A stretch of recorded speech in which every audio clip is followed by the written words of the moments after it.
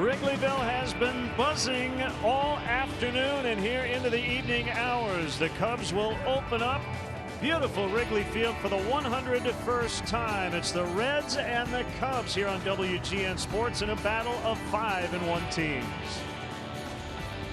Happy opening night here at Wrigley Field along with Jim DeShays. I'm Len Casper. It never gets old, does it? No, it doesn't. I'm checking out the video they're showing on the big board here. It's pretty slick. So a chance for these fans to show up at the ballpark tonight, not only to celebrate the home opener, but to really honor the exploits of the team last year that won 97 games. So big ovation, obviously, for Kyle Schwarbers. He came out there. A lot of excitement. The guys got a chance to check out their new digs in the clubhouse. This is a very fun night at the ballpark. Brandon Finnegan, a left-hander for the Reds. John Lester, the lefty, will go for the Cubs. Let's get this thing going.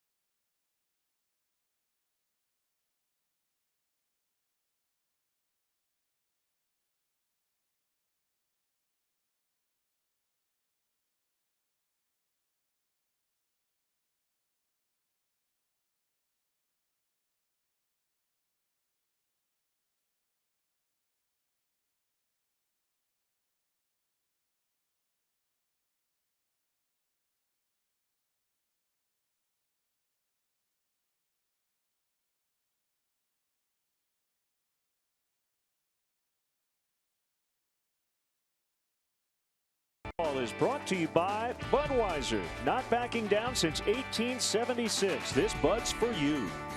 Honda. Get amazing deals at the Honda Dream Garage Sales Event now at your Honda dealer.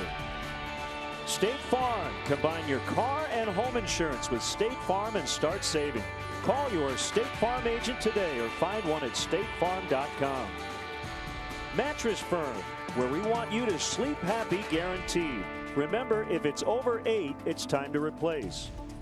Your Chicago area and Northwest Indiana Lexus dealer. And by Southwest Airlines. Transparency, low fares, nothing to hide. Chicago Cubs baseball in high definition is brought to you by Xfinity.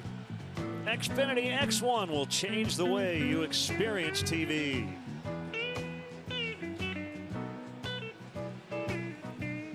Cool and clear for the home opener. Second straight year the Cubs will play under the lights for their Wrigley Field opener. Let's check out the Cincinnati Reds starting lineup. Off to a 5-1 start themselves. They're averaging over 5 runs per game. This is their first shot on the road. Cozart, Suarez, and Votto at the top. Phillips, Mesoraco, Bruce in the middle. A lot of familiar names in this lineup. Duvall, the pitcher, bats 8th. That's Finnegan, with Billy Hamilton batting 9th. And we take a peek at the Cubs defensively. Left, center, right will go Soler, Fowler, Hayward. The Gold Glove winner Ian Wright. Infield Bryant Russell, Zobrist Rizzo, David Ross behind the plate. For tonight's starting pitcher, he's John Lester, brought to you by Blue Cross Blue Shield. And Lester, outstanding last time out against the Angels. Gave up just 4 hits, only 1 extra base hit, did not walk anybody. He had 5 3 up, 3 down innings of the 7 he pitched. Choose Blue Cross and Blue Shield of Illinois, the card to carry through it all. 2001 graduate of St. Lawrence High School in nearby Burbank, Illinois, John Tumpane will call balls and strikes. Jeff Kellogg is the crew chief. Brian O'Nora's at second. Alan Porter over at third.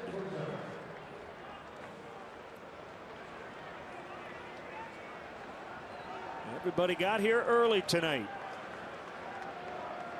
Cubs coming off a 5-1 road trip. And the veteran left-hander John Lester is set to work. And here we go, ball 1. John pitched 4 times against the Reds last year. He was 1-0 with 3 no decisions, a 367 earned run average. 27 innings, he struck out 27 and walked only 1. 2-0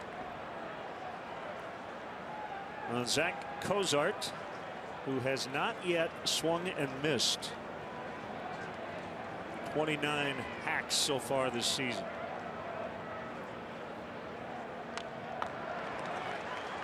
He made contact there. I don't know, he fouled it off.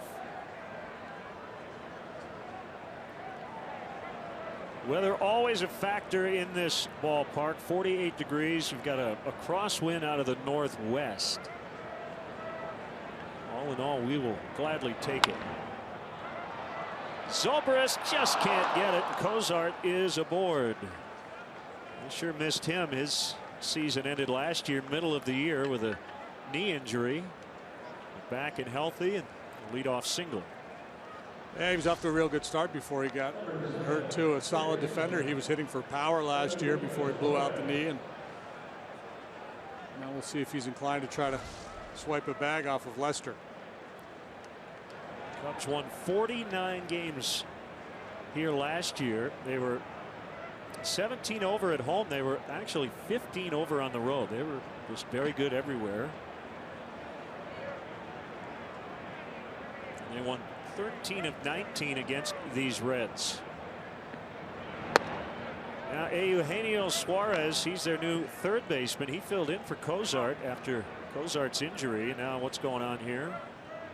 As Brian Price and one of the Reds athletic trainers out to check on Cozart. I didn't notice anything going down the line, and obviously coming off the knee injury from last year, they're going to be hyper aware of what's going on with Cozart.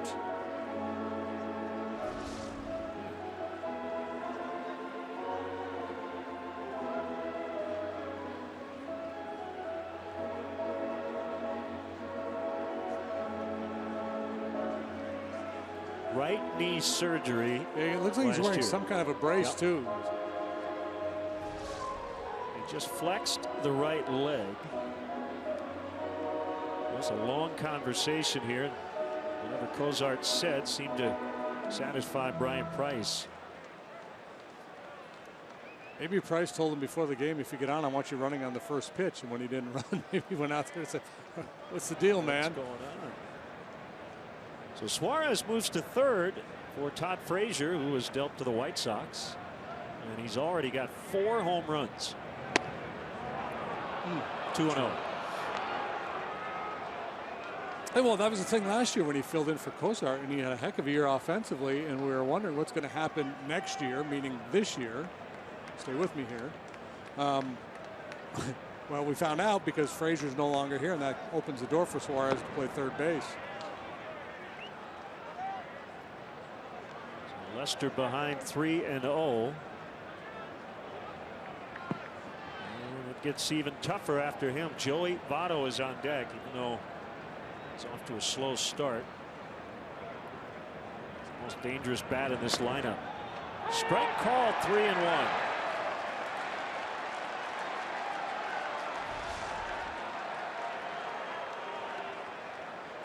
On the plate, it's a little low, but it was 3-0. Sometimes umpires are just, I think they guess or anticipate strike on 3-0 sometimes.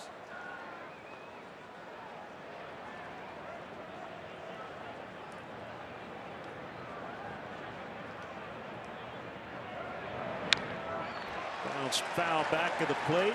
3-2 on Suarez. Lester got the jump on most of the hitters in his start against the Angels. He threw 63 strikes out of the 93 pitches, something like that. Just about 2 strikes for every ball in that start. He was very sharp right from the beginning of that ball game.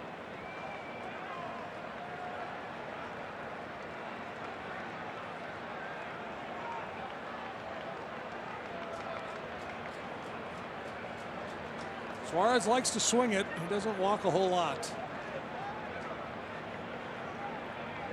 Are not running, and that is fouled out of play. Ballpark looks great. We got a peek at the brand new home clubhouse. Jaw dropping.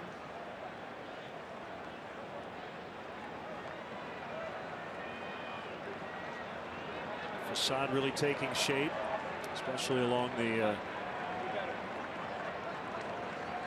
Clark side of the ballpark. There's a line drive caught by Bryant. Throw to first is late.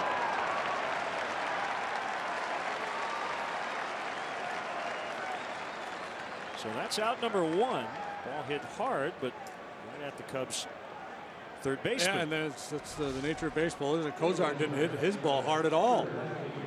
Suarez hits a rocket, but he's out. Joey Votto 4 out of 23 with no extra base hits, coming off the second half for the ages. Last year in the second half he had 362, got on base at a 535 clip.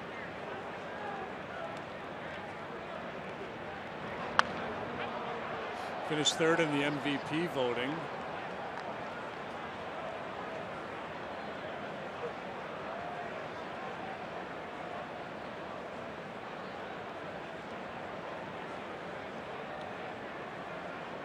Batted .331 against left-handed pitching last year.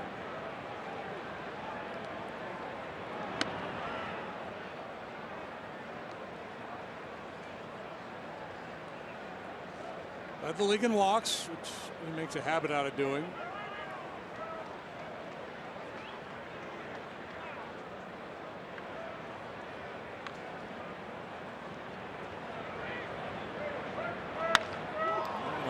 Drive out of the left center. Soler will come over to cut it off, but Cozart will head to third. Votto has a double. Not sure that was the right base to throw to. I don't know if he had a play on Votto or not, but second and third, 1 out. No, but once he turned his shoulders and started throwing towards third base, that kind of gave Votto the green light to cruise on into second. I think the play here has got to be to second base.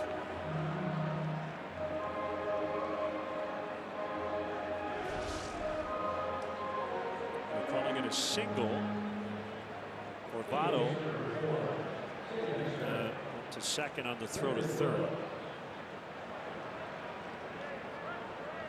It's one of those deals where you've got to know you've got a real good shot at that guy going to third base. Otherwise, throw goes into second base to keep the double play in order.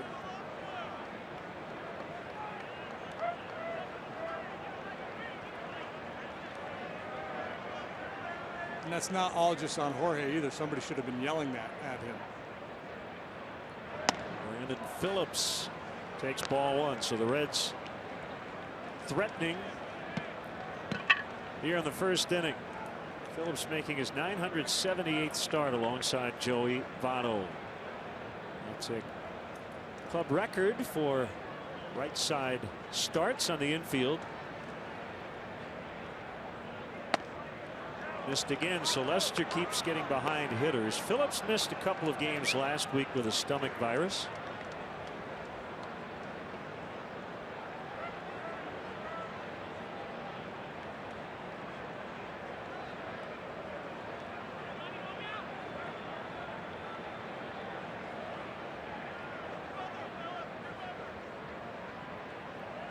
The 2-0 from Lester is fouled back to the screen.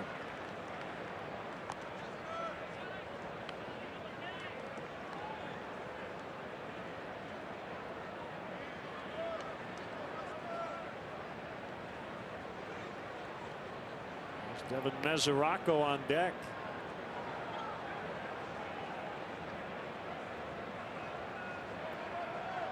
Lester faced the Reds a lot last year. 4 starts, 1-0 with a 367. Knocked down by Ross. 3-1.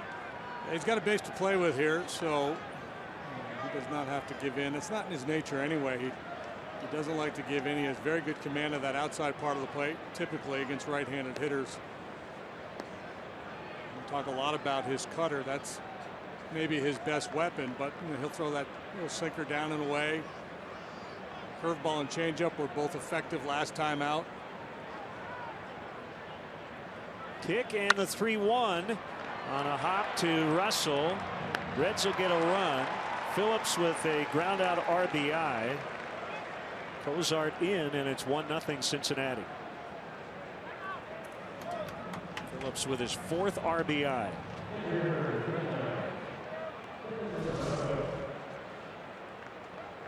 Pretty sharply hit, but a convenient chest high hop for Russell. No play to be made at home. That's, kind of they're conceding that run by staying back.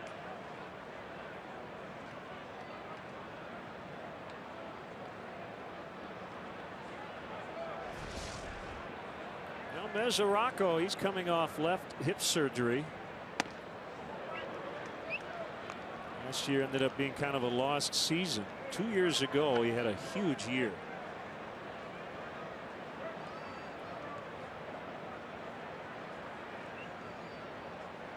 Missed 23 games last season. And now Ross will head out to talk with John. Having a hard time locking in.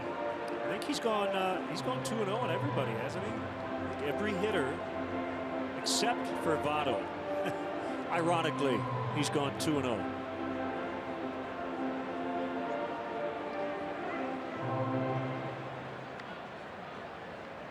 Spazio looks on. Mesoraco a couple of years ago, 25 home runs, drove in 80. The only other Red catcher to do that was Johnny Bench, and Bench did a whole bunch of times.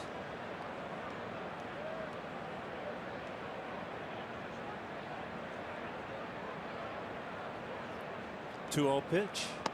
It's a strike. Anytime we're referring to a Reds catcher and his offensive exploits, and you go back to Johnny Bench, that means the guy had a really good year.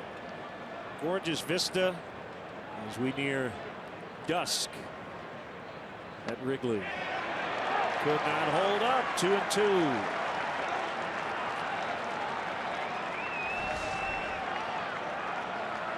Good depth on this cutter. Fans want to see a punch out here.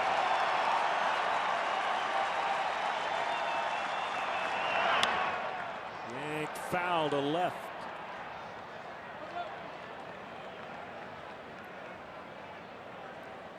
Well, we talked throughout spring training about the new metal detectors at all the gates here and encouraged people to arrive at Wrigley early, and looks like everybody did.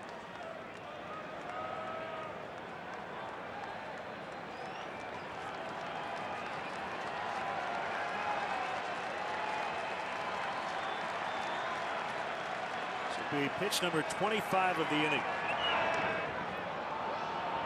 Ross kept it in front of him, so Votto has to hold at second.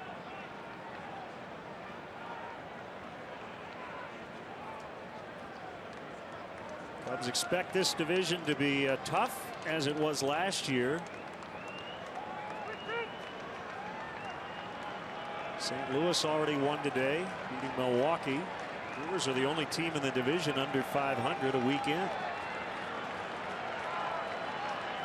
Rocco really choking up on that bat. Called strike 3 on the outside corner to end the inning. Reds get 1. The Cubs are coming up.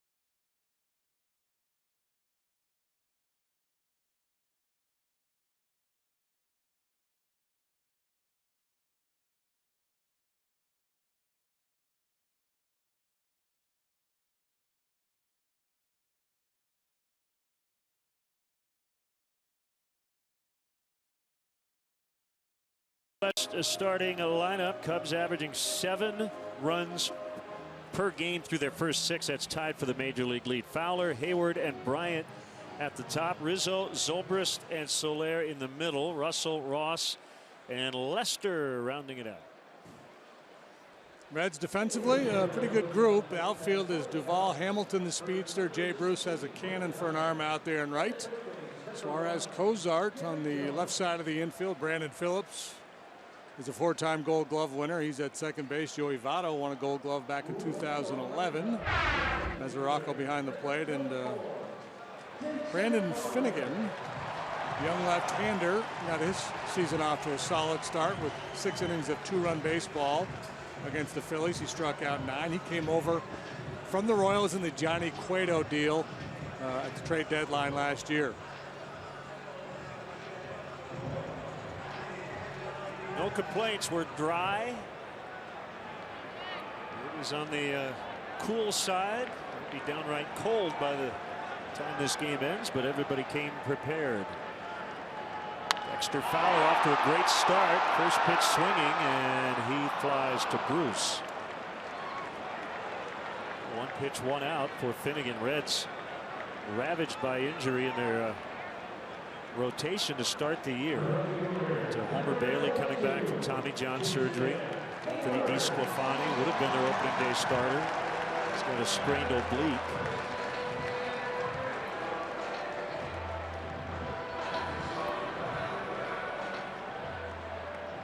Now Hayward, a career .311 hitter here at Wrigley Field. Oh, he's a Cub.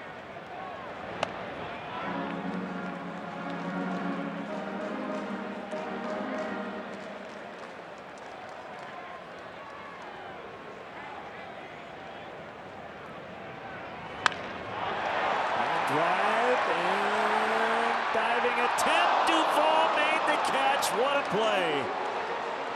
Ball just had a little bit too much air underneath, and that gave Duvall time to get there. What a grab. Yeah, I didn't think he was going to get there, but indeed he did. Oh, ticketed for the wall in left center field. A beautiful play by Duvall.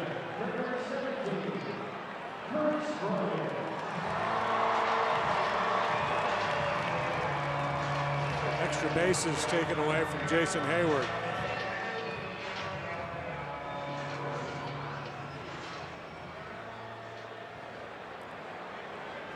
So Chris Bryant with 2 outs, and he swings at the first pitch. Pretty well hit, but it's going to be caught by Hamilton. That was a 4-pitch first for Finnegan.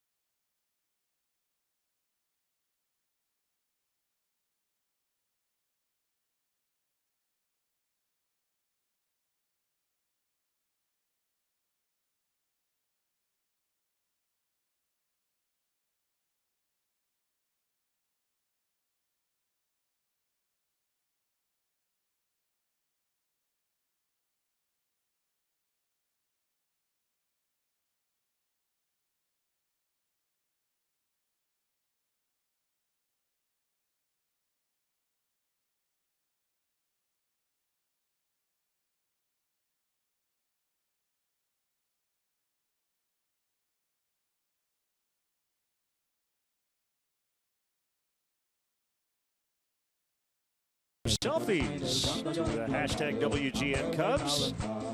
We may use it in our fan cam segment a little later.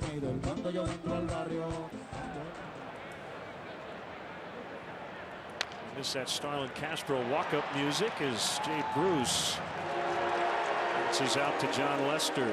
1-0 Reds, second inning. Exactly what John needed there. One pitch, one out here to start the second after working awfully hard to get through the first. Running underhand flip.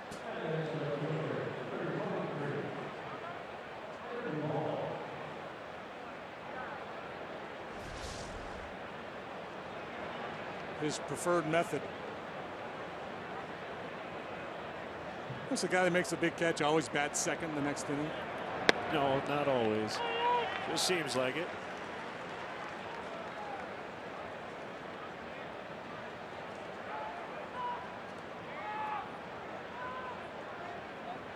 Strike on Duvall. A shot of Lester looking into the dugout after the top of the first. He was not happy with himself or the way that first inning went, but only gave up one.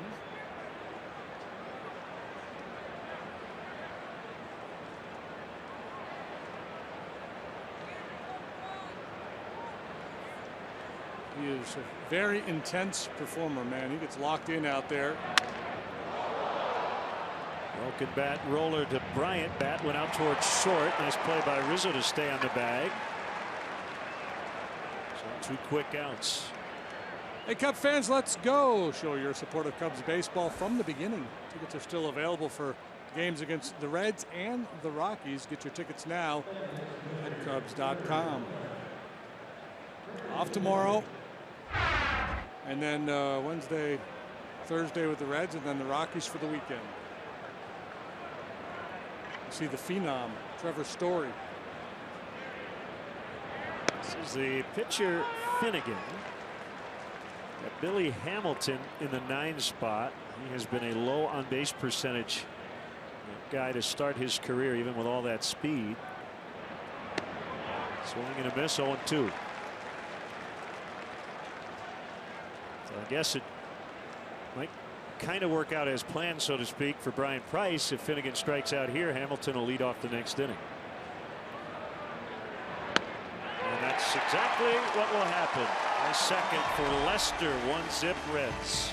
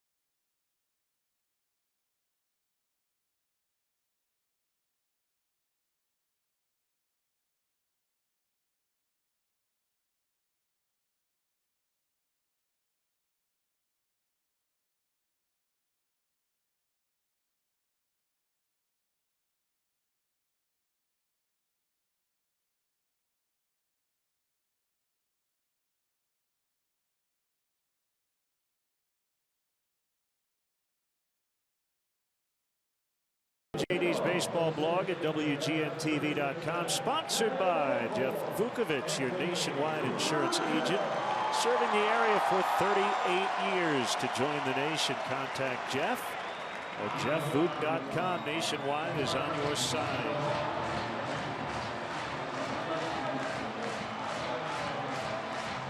Like Anthony has adopted the Starlin Castro walk-up music.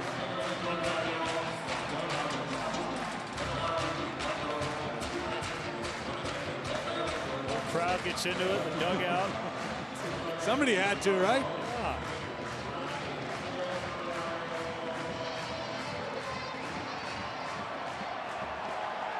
That's leadership right there. Finnegan made quick work of the Cubs in the first inning. And a called strike. Yeah, they were attacking early, and I'm guessing that that's kind of against the MO of a lot of the Cub hitters, but it may be part of their strategy against a guy like Finnegan who likes to attack with that sinking fastball. It's a foul. He throws a sinker and a four-seamer, but he'll use the sinker more frequently. He also has a slider and a change. First-round pick of the Royals in 2014, and he pitched in the big leagues that year.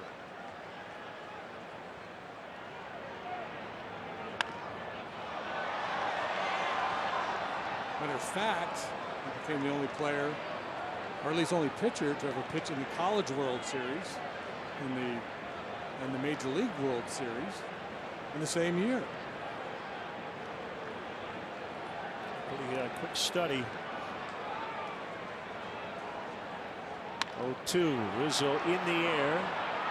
Hamilton has to race in, and he slides and makes a catch. So I guess Jay Bruce is next, right? We've had Duvall and Hamilton have to leave their feet. Yeah, Bruce is going to have to go back, I guess. Duvall went on an angle. Hamilton, he can close. It's one of those balls where with a lot of guys out there, you feel like it's going to drop in. With Hamilton out there, you assume it's going to be caught.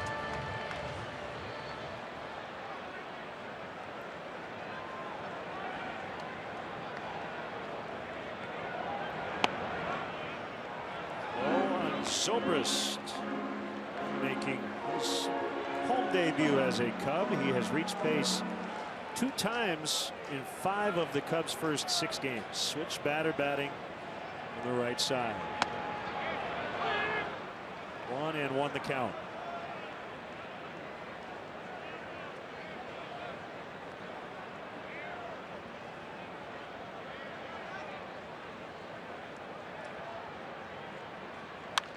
On the ground, a sure-handed Cozart. Wondering how to get to Wrigley Field? Well, the Cubs suggest taking public transportation. The Cubs do offer a free bike check. It's now located by the Addison Red Line station. For drivers, the Cubs provide free remote parking and shuttle service on night and weekend games. For information, visit the A to Z guide on Cubs.com. Jorge Soler. The game-winning homer yesterday. Later added a sacrifice fly RBI.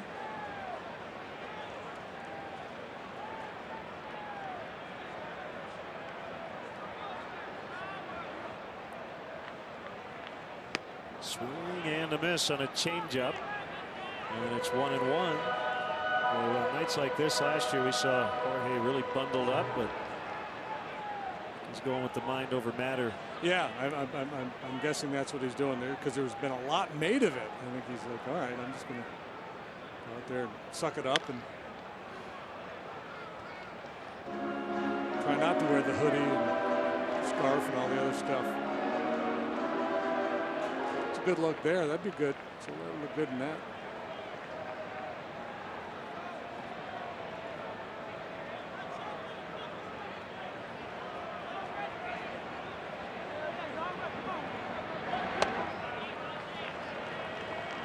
Two balls and 2 strikes. Addison Russell on deck.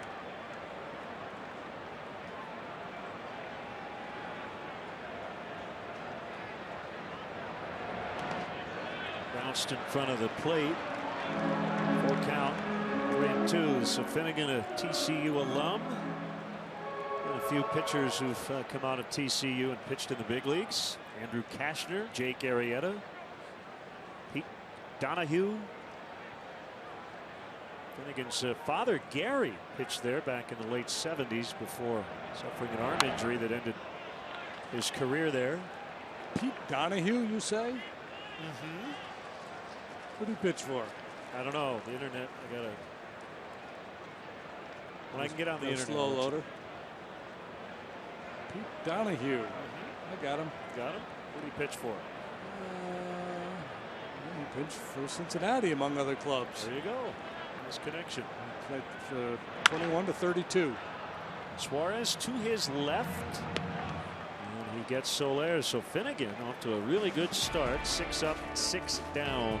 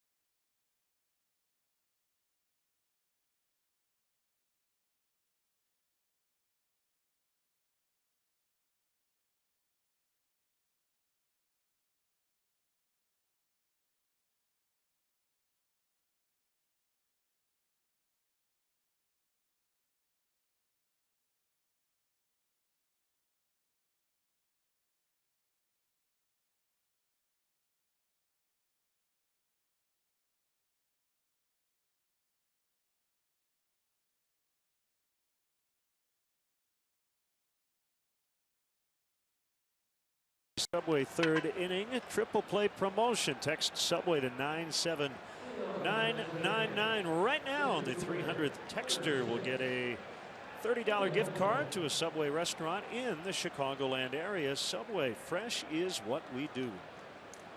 Happy birthday to Mark Stencil, WGN Sports crew. Happy 65th. Minus a little bit. Not quite that old, I was guessing. Fouled away by switch hitting Billy Hamilton. 9th hitter in their order, but playing leadoff man this inning. Yeah, a little better from this side of the plate, but not particularly proficient with the bat from either side. You always have to worry about the bunt. Less so now with 2 strikes, so Rizzo and Bryant will back off a wee bit. 4 for 5 against Lester. If he got on base a lot, he'd steal 100. 56 steals 2 years ago, 57 last year. Yeah, and much improved in terms of success rate last year too. The year before he stole a bunch of bases, but he was also caught a lot. And last year much more efficient.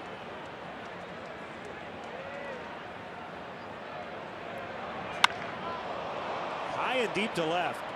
Soler back onto the warning track, and it's in the basket. That's a home run for Billy Hamilton. Lester can't believe it. Well, normally you want Billy Hamilton to hit the ball in the air if you're a pitcher. He was pretty much on second base when that ball landed in the basket, and yeah, Hamilton got a little more pop from the right side than the left. His 11th career home run, second time he's gone deep against the Cubs. But yeah, this when you're pitching against a guy like Billy Hamilton, this doesn't even enter your mind. When this cutter's in off the plate, he just drops the head on it. Gets enough to get it out of here. Cozart back to the mound. Lester makes his second play defensively. Cub fans, if you want to manage the game along with Joe Madden, log on to WGNTV.com right now. and click on the WGN Sports Game Zone banner to connect to all the up-to-the-minute stats and information while you watch from home. Game Zone is sponsored by The Great Escape, pools, patio furniture, hot tubs, and more. Everything you need to have more fun at home this summer.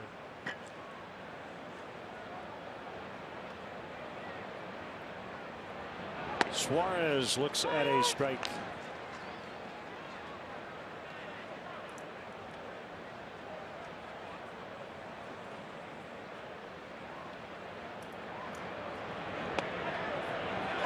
Curve at 75 is over. And it's 0-2 on him.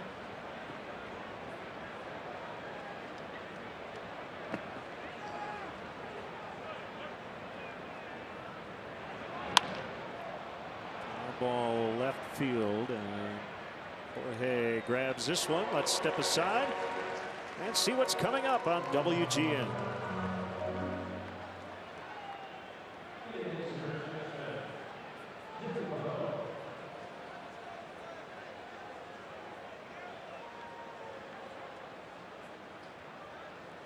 Cubs playing their 101st Wrigley Field home opener.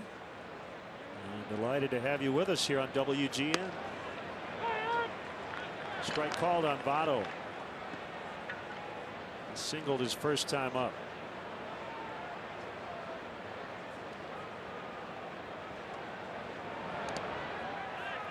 One outside.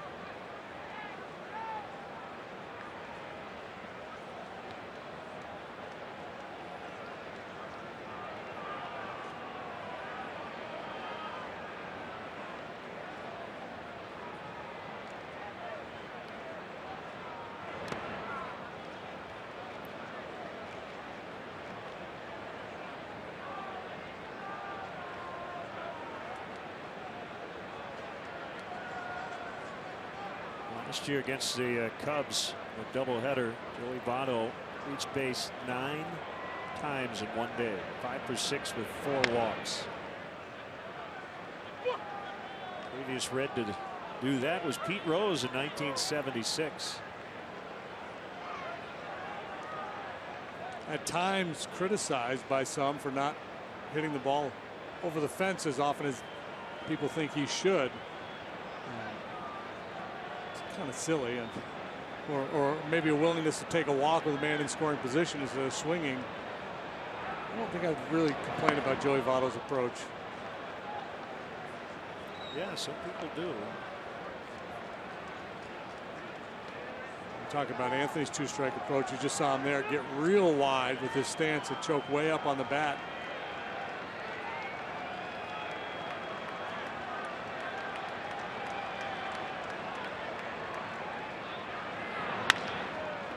Ball to Russell. Gloves and throws out Votto. Leadoff homer Billy Hamilton. And it's 2-0 Cincinnati in the third.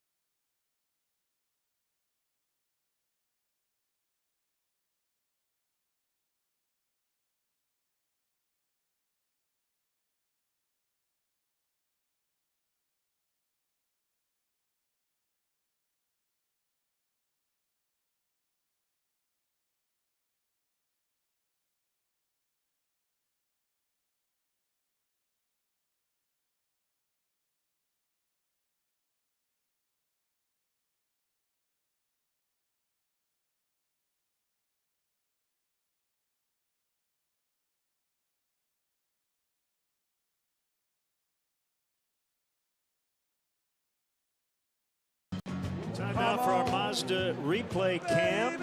Get a quick look at the Cubs' brand new home clubhouse here at Wrigley Field. It is spectacular. All the modern amenities you'd want. There's the weight room. I like the circular clubhouse too. It's big, but it's not too big. I would agree with that. Very comfortable. Addison Russell.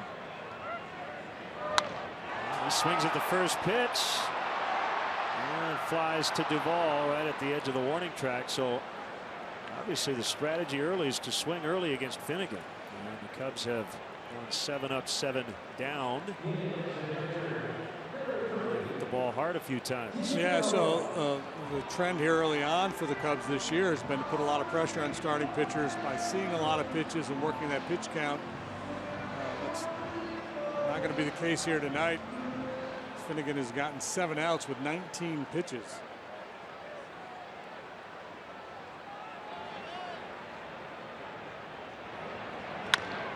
On the red, David Ross pulls one foul on the ground.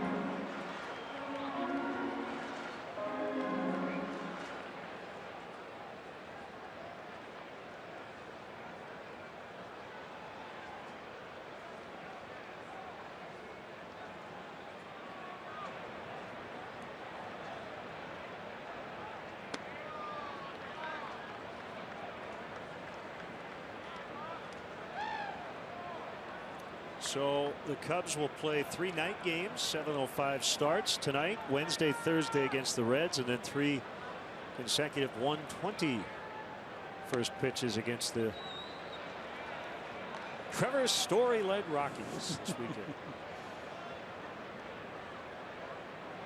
Trevor Story with 7 home runs in his first 6 major league games.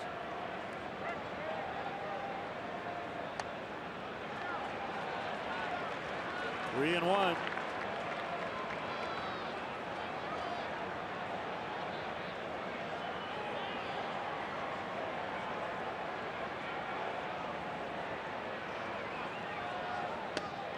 He walked him, so the Cubs have a base runner.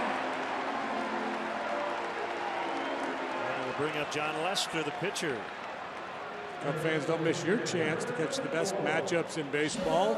Join the season ticket holder waiting list. It's easy and it's free to register. For details, visit Cubs.com/waiting list.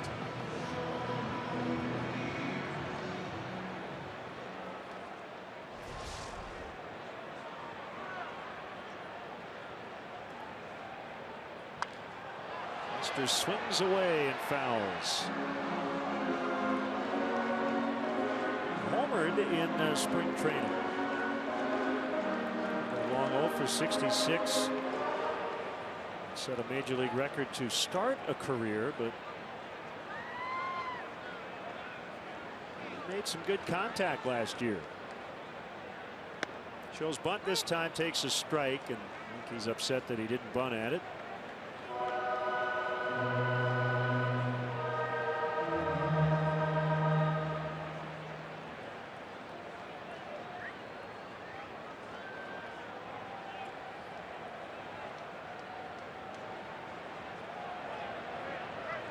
Go ahead and bunt again. Start takes a pitch low.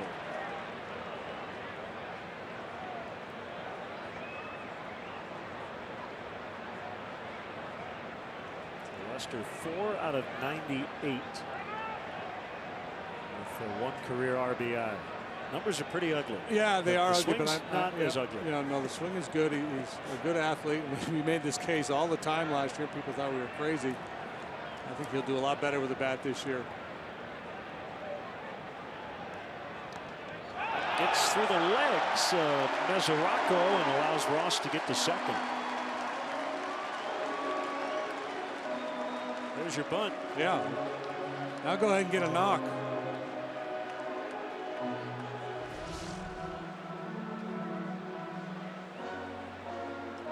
Mesoraco should have been able to keep that one in front.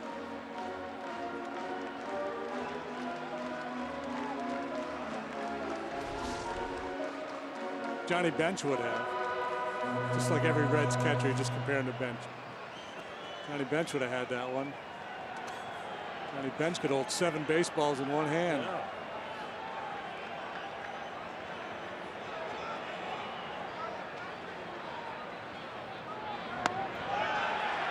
Full count, 3-2 with Fowler on deck. Now, if you're Brandon Finnegan, you start to grip a little bit. You say, man, I can't walk him. And you start letting those negative thoughts creep in. That's when you lose focus.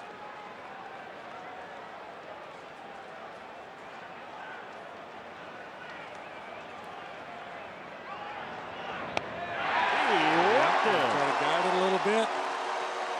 Took a little walks at the bottom of the batting order after getting 7 outs on 19 pitches. How about we check in with our Lexus run predictor? See, first and second, 1 out last season. The Cubs better than the league average, 42% of the time. They were able to score. Brought to you by your Chicago area and Northwest Indiana Lexus dealer. We've had people ask, is that for this at bat or for the rest of the inning? It's from that point forward. Chance that they would score a run. The rest of the inning, first and second, 1 out. Fowler takes it low, so Mesoraco will chat with his pitcher.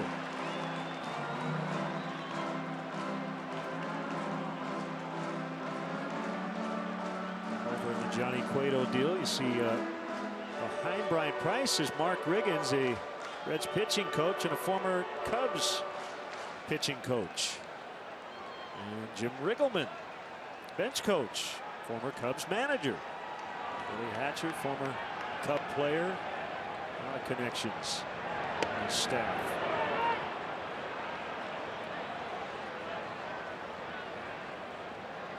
One and one now.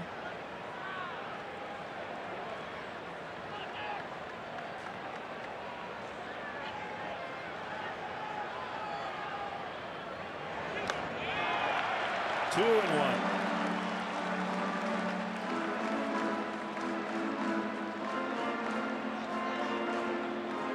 Again, likes that sinker. You know, he's thinking double play ball. So Dexter trying to make sure he gets something elevated a little bit.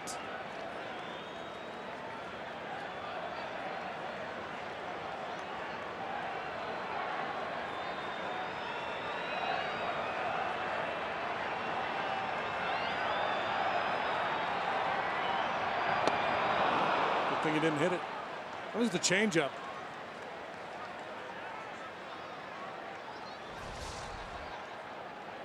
Probably would not have been a good result had he made contact with that one. Good arm action, sells it well.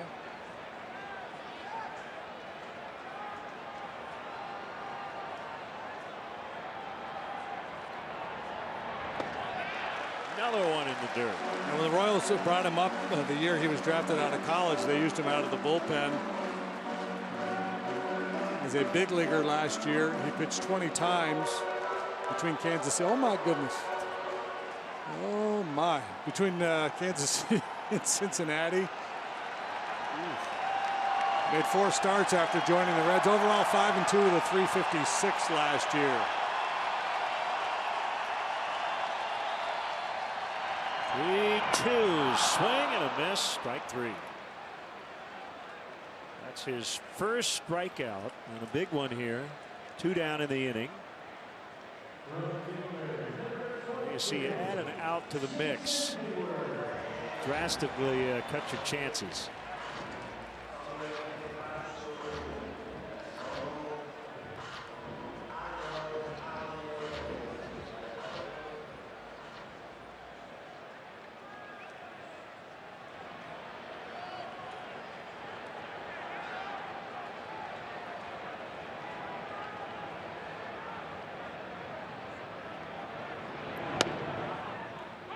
Hayward can get this crowd going. A big knock in this spot.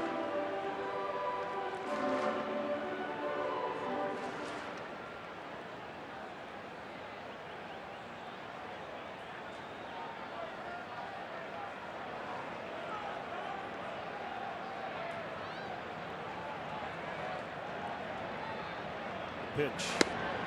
Fastball strike. Wobbly command here with Ross and Lester. Finnegan made some really good pitches to Fowler those last couple of changeups, and now a couple of good heaters here on Hayward.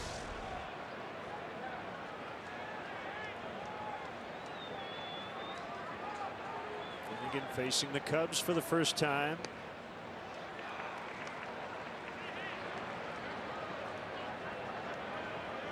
Fort Worth, Texas.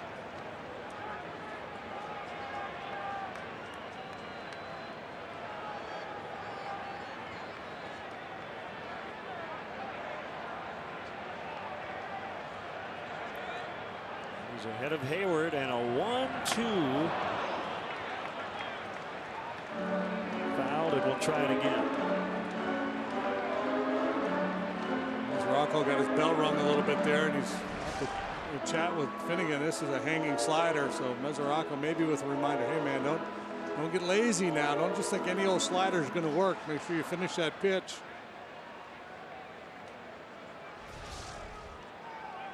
Finnegan's got a birthday coming up this week. Turned 23 on Thursday.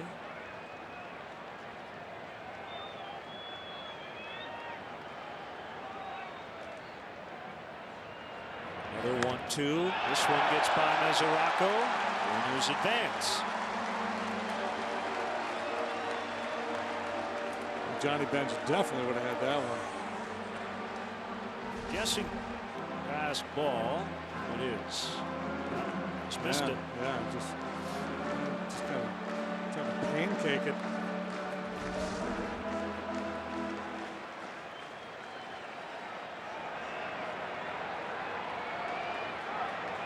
Sometimes those sinker ballers can be tough to handle. That's not an excuse. Mesoraco clearly should have handled that one.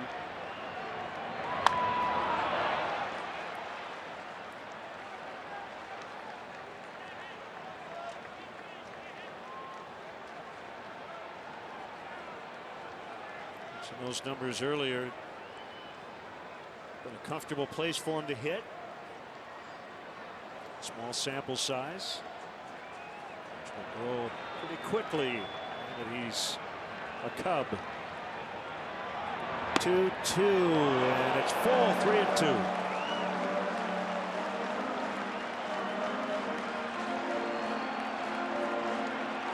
Right-handed hitters, I think he likes changeup in this situation, but probably not to the lefties. I think he's going to stay with that fastball slider combination. Hands are up. 3-2 pitch. And foul.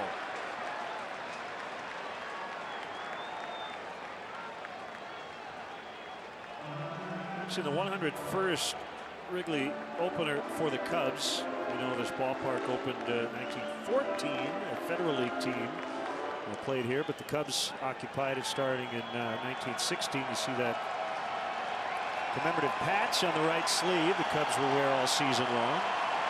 1916, 2016. Number 3-2, bounced up the middle. Kozart to the other side of the bag, and that's it. So Finnegan works around a couple of walks, a wild pitch, and a passed ball.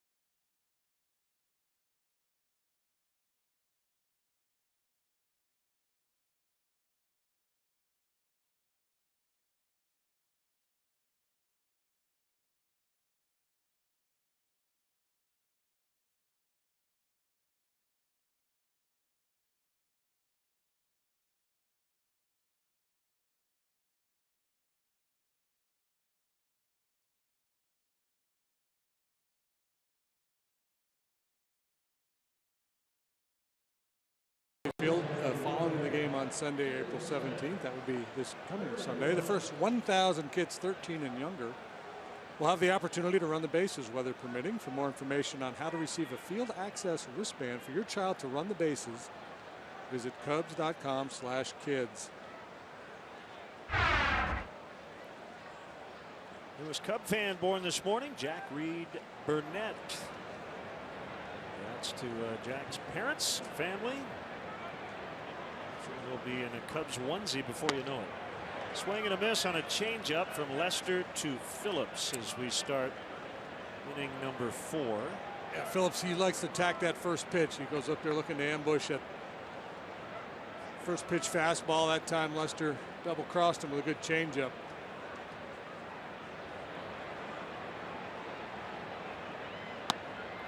Low and in. Get well wishes go out to Cubs employee Sarah Lagatuda, recovering from surgery. Back in the lineup soon. Get well soon. We missed you, Sarah. Pitch number 50 for Lester.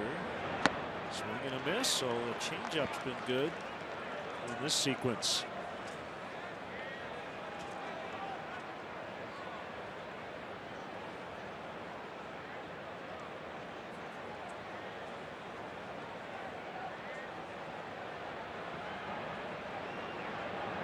Two outside. Couple change-ups away. Backdoor cutter there. May have him set up to come hard in on the hands.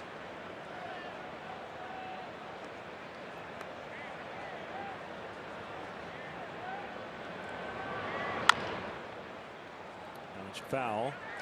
Made his pitch. Phillips able to fight it off. Phillips a bit of a bounce back year. Last year hit .294. 12 home runs, drove in 70. This is good execution. Soft away a couple of times and then tries to bust that heater in on his knuckles.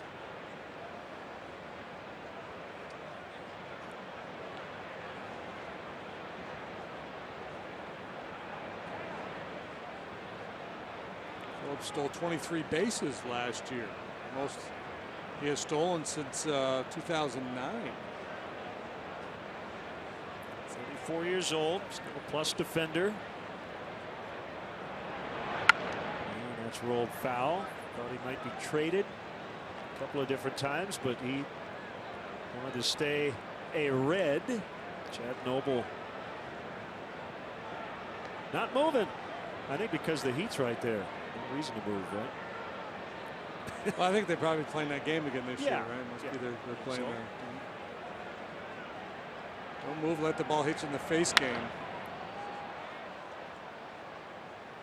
He's got a good heater.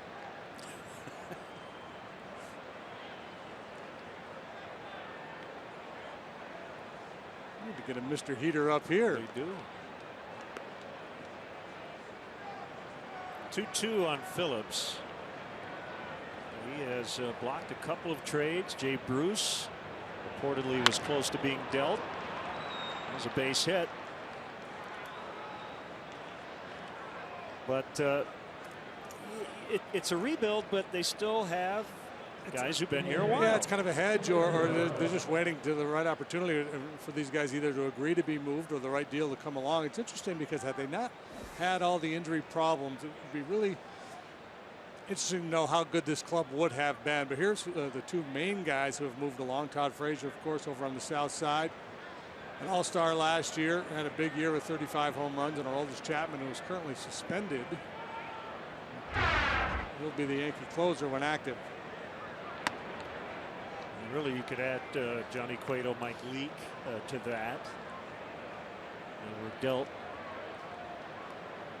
last year in the middle of the year.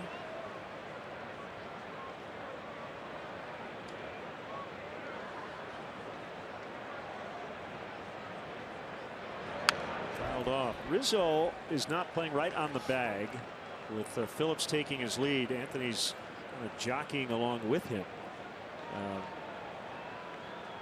See how the Reds play it here.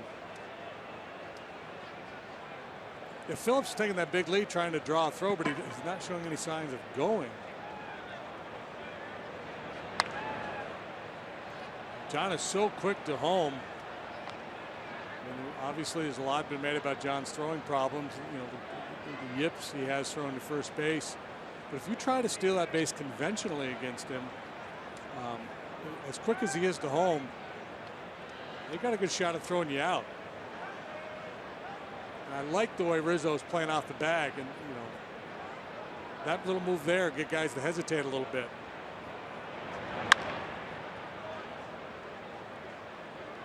Stay tuned for the 7th inning stretch. It's brought to you by Budweiser, not backing down since 1876. This Bud's for you. Hall of Famer night, Fergie Billy Rhino.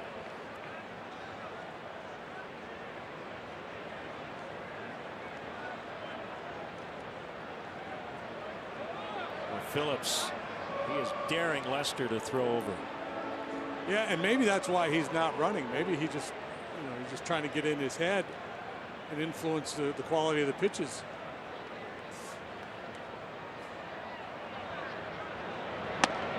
Outside 2-2 to Mesoraco.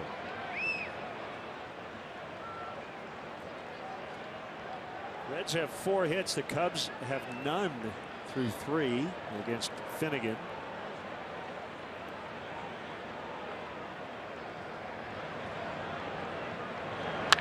Ground ball and slowed down by Lester. The throw will go to first. So they get Mesoraco. Phillips now at second. Ball deflected off the pitcher to the shortstop Russell.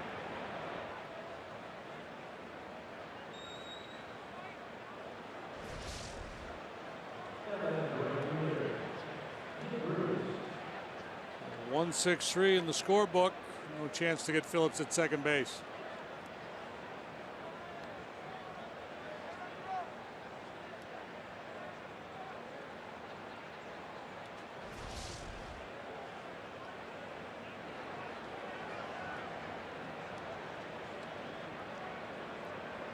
Bruce. He had the game-ending RBI triple to beat the Pirates on Sunday. Off to a good start. Last couple of years had not been great. Did hit 26 homers last season. OPS still off his career mark though. The batting average took a big dip. He's never been a high average hitter. Lifetime right around 250. Still only 29 years old. He's been in the league a long time now. Just a kid when he first came up.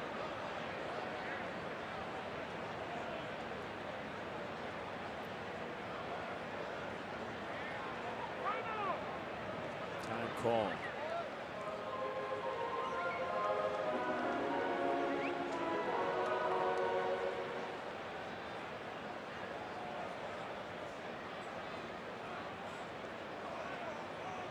Phillips reacting when John looks back. John would be wise to throw a pitch without checking on him. There he goes. Swing and a miss. Throw to third. Called safe. Bryant not really reacting. Did he get a tag on him is the question. Yeah, you can see. I think you could read David Ross's lips there. I think he said, "Did you miss him?" to Chris, because the throw was ahead of it. Drifted a little bit. And I don't know that Chris ever tagged him. If he did, he's out. Correct. Ooh. Like he may have gotten him on the pant leg, but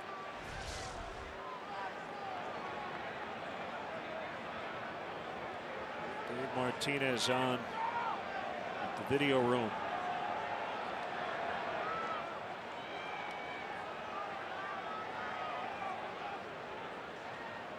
Not going to challenge. This will be a pretty good angle here, I think.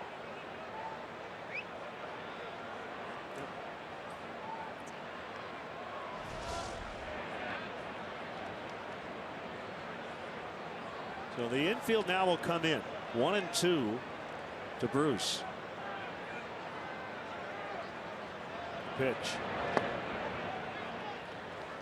2-2. Well,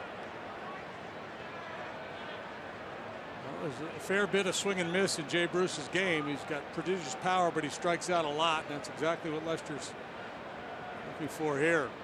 That man on third base.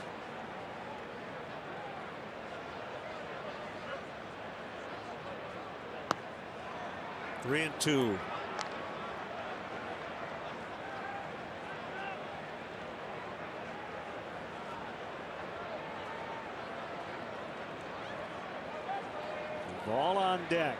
Reds lead 2-0. They got one in the first, added one in the third. And he struck him out. Oh, a big punch out. The infield can move back with 2 outs.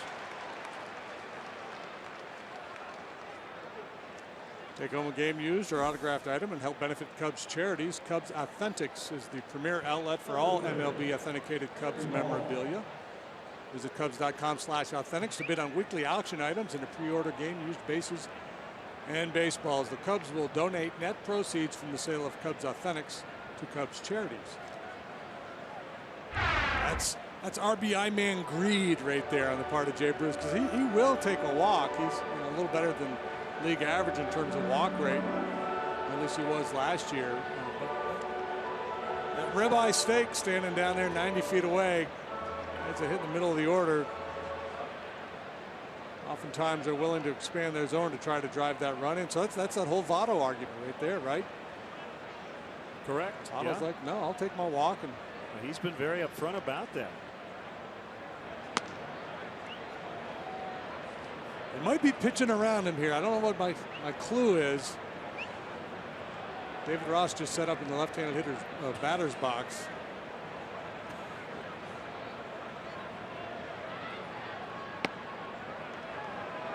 Yeah. So if John hits the target,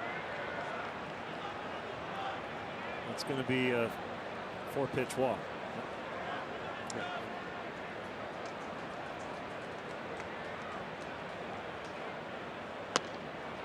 And for John, because of the throwing issues, this is a better way essentially to issue an intentional walk than come set and flip it up there.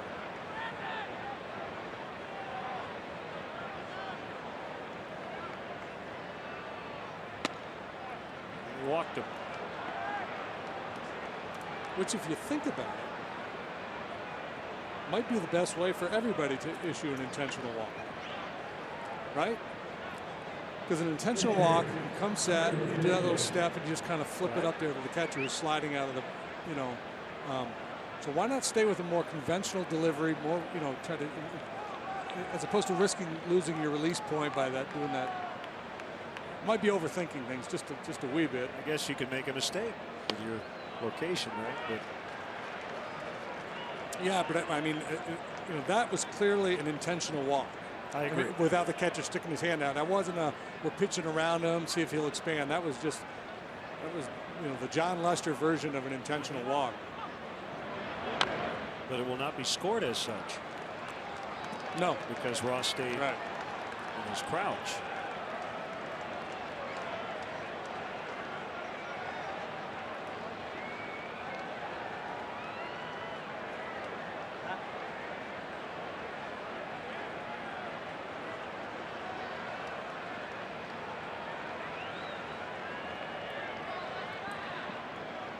Two coming up to the pitcher, and he finds left center on an 0-2 pitch. Phillips will score. That is an RBI single for Brandon Finnegan.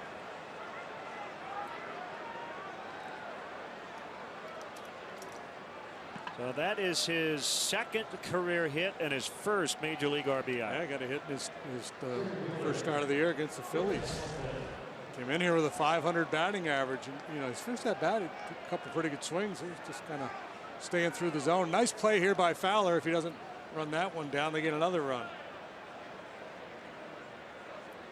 We'll bring up Hamilton with runners at the corners. He homered his first time up from the 9 spot.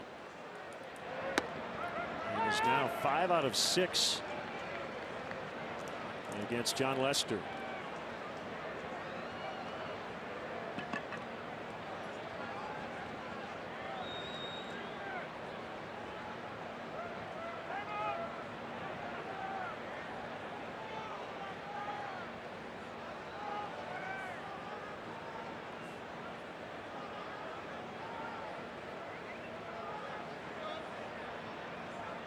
Count starting to build. This will be 76 for John. Haven't really had to play from behind much the first week of the season. They've had leads in every game but one. scored first in every game but one.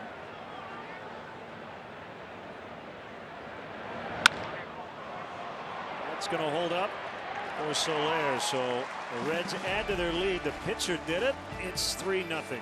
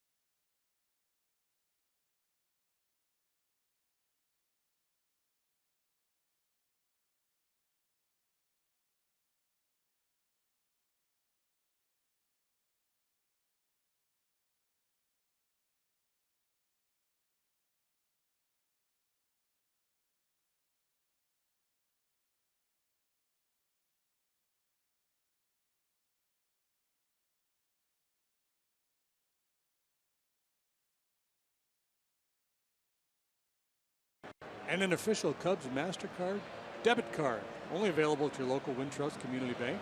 Go to wintrust.com/Cubs to learn more. Member FDIC.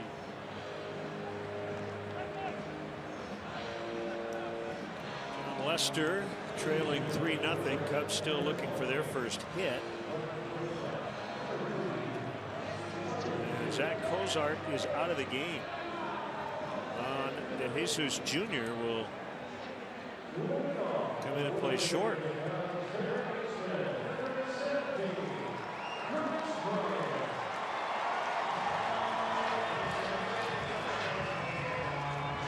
Saw Brian Price come out to Cozart reach base right at the start of the ball game and talk to him and then check in with him again in the dugout.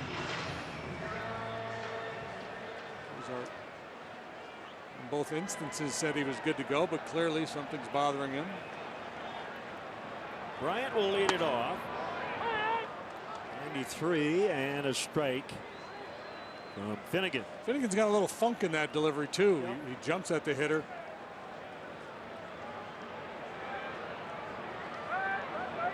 Bryant hit 21 home runs in this ballpark last year, batted .311. On his way to the Rookie of the Year in the National League. Cubs have had 2 base runners, back-to-back walks to Ross and Lester in the 3rd inning. Called strike 3.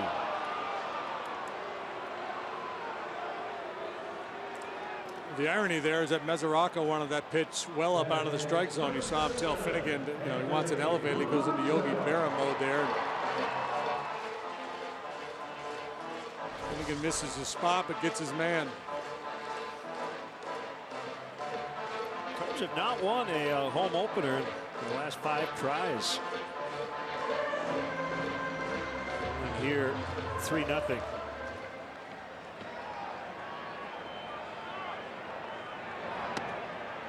Almost hit Rizzo with that pitch. Seems to me that Anthony's even closer to home plate tonight than he normally is.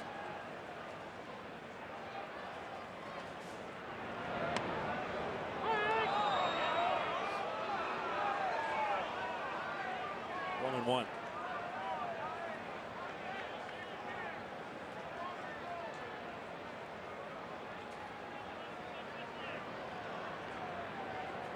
Seen him with his toes touching that chalk line nearest home plate.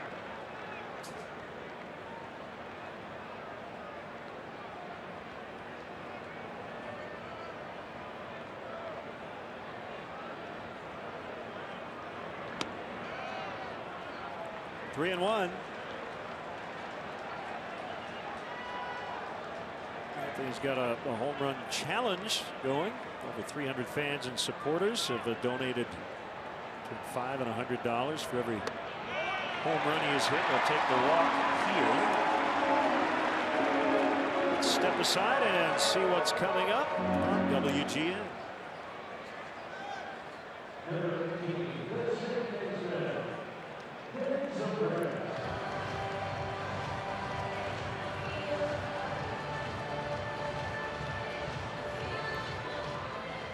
Reds and Cubs, first of 3 in this series, first of 81 home dates for the home team. Ben Zobrist lines to the shortstop. Rizzo got back in time, barely.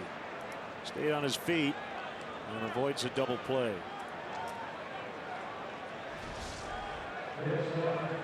Got off the end of the bat, line, but not all that sharply, and Rizzo able to scramble back just in the nick of time.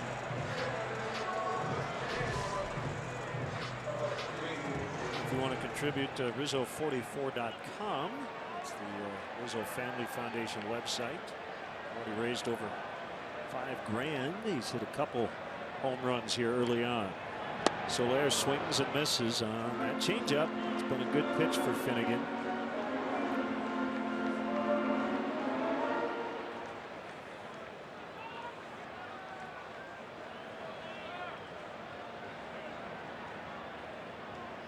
Started at 48 degrees and a northwest wind. The wind has pretty much stopped. Guessing it's probably down to 45 or maybe even less. But when the wind doesn't blow, that helps.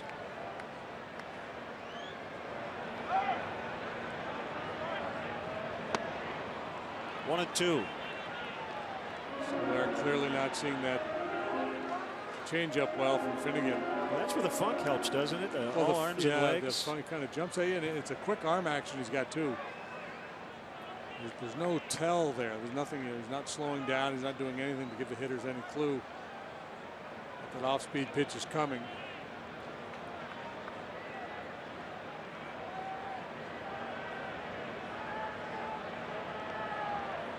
Short lead by Rizzo. 1-2. Down by the catcher.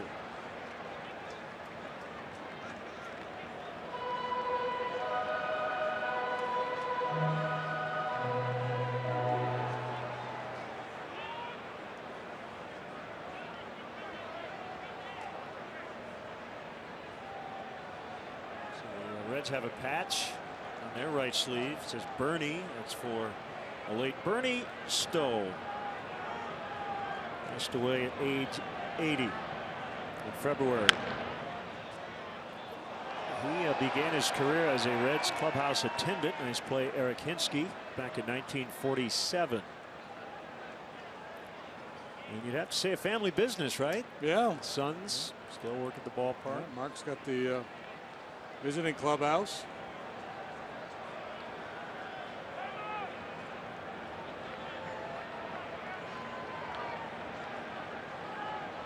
Rick Stowe runs the Reds clubhouse. 2-2 on Soler. The pitch. It's full. Soler wise to it that time. Didn't bite on the changeup.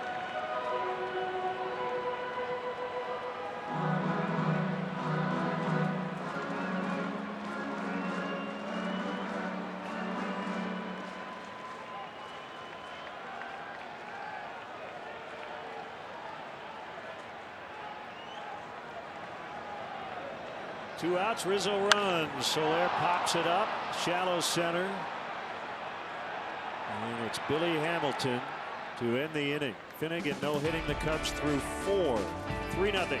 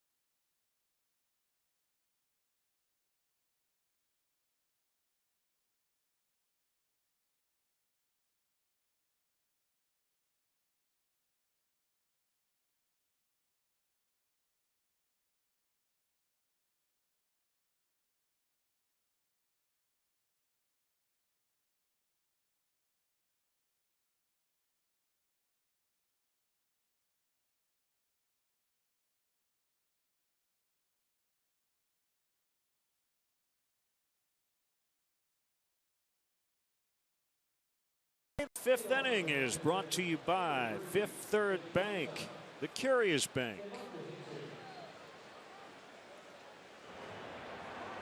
All bundled up on opening night. Jake Arrieta look with the cap. Is Ivan De Jesus Jr. And for Zach Cozart, we did not have an update yet on why Cozart left. Anytime you have weather like this too, you wonder if something tightened up on him. Part of the flat brim tribe.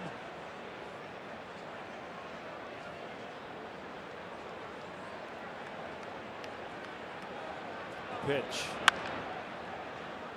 Rolled foul.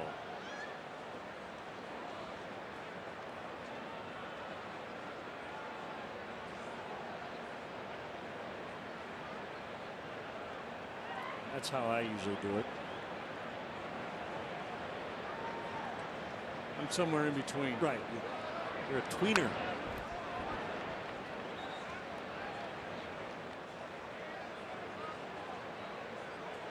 There you go, kind of on the left there. Yeah.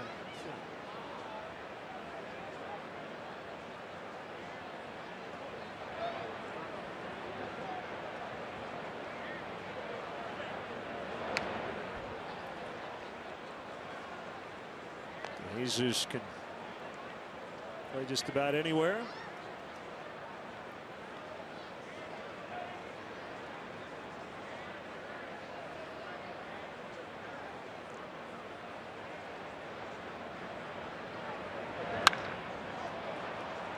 Right field, it's Hayward. Check out the EMC Legend Suite located on the Nuveen Investment Suite level. Not only will your group enjoy a gourmet food and beverage package, you'll also receive a pregame tour and visit from a former Cub player during the ball game. You'll talk ball, take photos, and get autographs. They've got some good news. The Iowa Cubs tonight are playing and they have a lead, and Javier Baez has hit a home run, joining them on his rehab assignment. It's the I-Cubs' first homer of the year.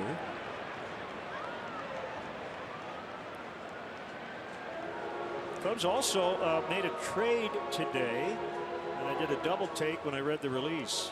Cubs today acquired Giovanni Soto. That's Giovanni from the Cleveland Indians, a left-handed pitcher, for a cash consideration, and he has been optioned to AAA Iowa. Cubs have had two John Lesters. The other was a right-handed pitcher, and it was a different spelling. I think it was L-E-I-C-E-S-T-E-R.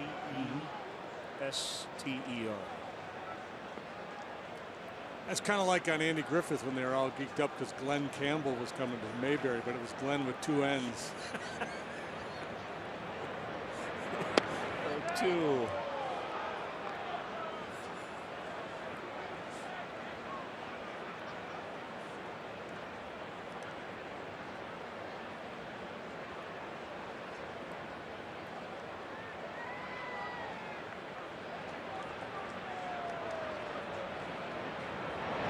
Swing and a miss. For strike three. Time now for the speed replay, brought to you by Xfinity, and this is a great moment during introductions pregame. Maybe not a speed replay, but a great moment. The fans rising in support of injured Kyle Schwarber, hoping him a speedy recovery. And up on top of the board is where he hit the home run. They're going to put that ball back up there. The speed replay is brought to you by Xfinity. Xfinity X1 will change the way you experience TV.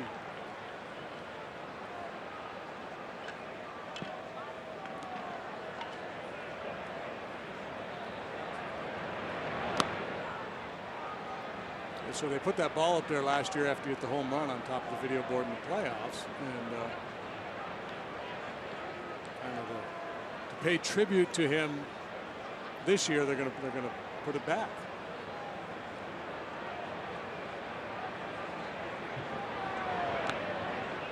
Very touching moment. He came out of the dugout.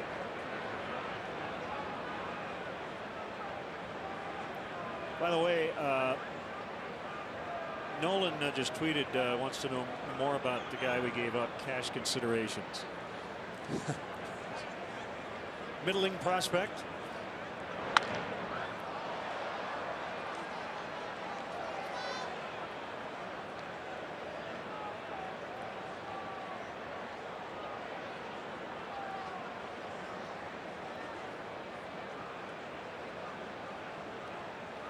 Two and two on Joey Votto. Votto rehearsing that very short, compact stroke. Well, strike three. Back caught the inside corner, and the inning is over. 3-zip Reds in the fifth.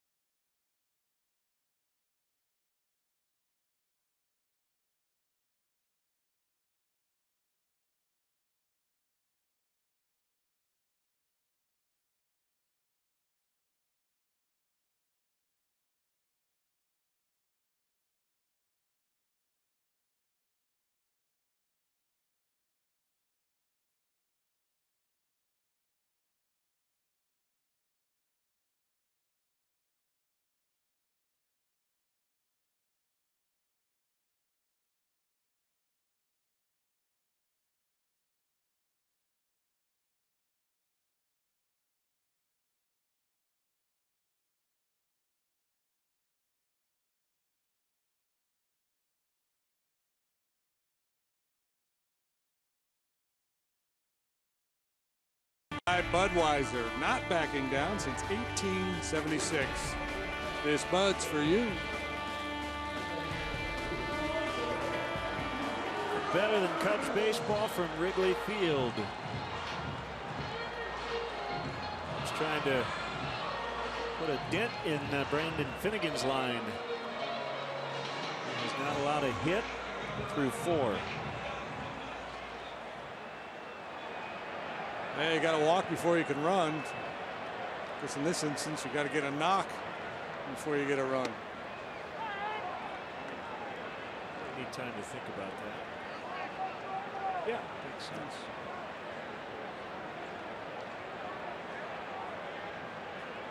If you get a 4-base knock and do it all at once.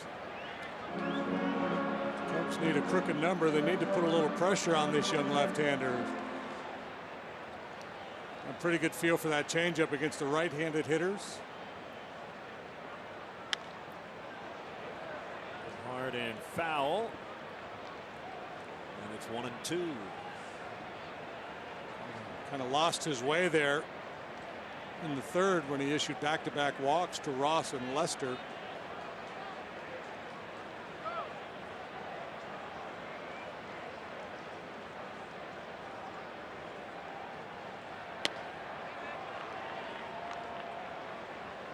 Two balls, 2 strikes. The Oklahoma Cub fan group watching us tonight. MLB TV. Change up in the dirt. 3-2.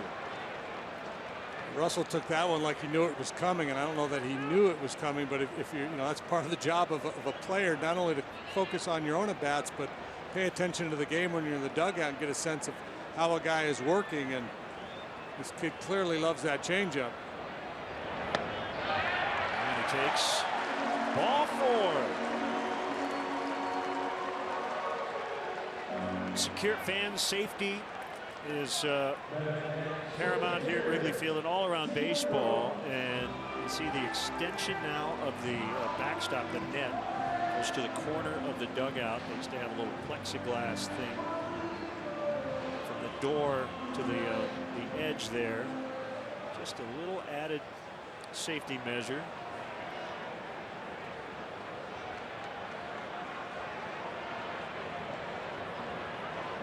Ross, ball 1. Base runners, 4 base runners, all on walks. And just a great at bat by Addison Russell. Recognition of what Finnegan's trying to do out there, and he laid off 2 pretty good changeups on 2-2 and 3-2. Swing and a miss.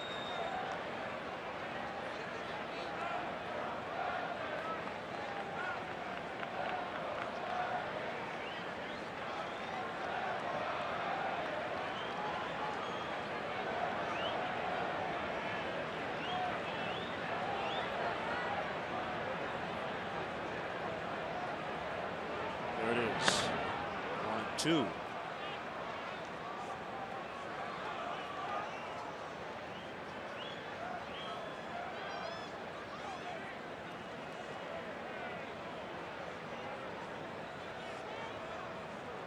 Alfredo Simon, John Lackey Wednesday night. As Ross strikes out swinging. Brysel Iglesias, Jason Hamill Thursday. Cubs will host the 11th annual Race to Wrigley Charity Run presented by ATI Physical Therapy. Saturday, April 23rd at Wrigley Field. The 5K course runs through the streets of the Lakeview neighborhood and concludes at Wrigley Field. Cubs Charities will donate proceeds to support critical care needs for pediatric patients in Chicago through Advocate Children's Hospital. Sign up at racetorwrigley.com. Bunted by Lester. Throw will go to first with Phillips covering. So Russell's at second with 2 outs.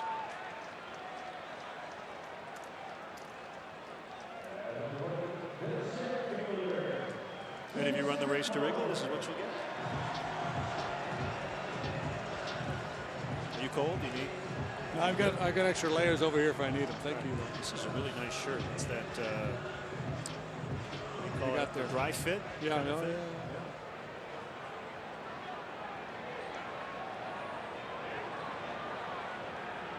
There you go. You got 2 thumbs up. Happy running. Here's Fowler. JD, it's also, I'm told, a really nice shirt to sit on the couch with your feet up and watch golf. Other people run. Yeah.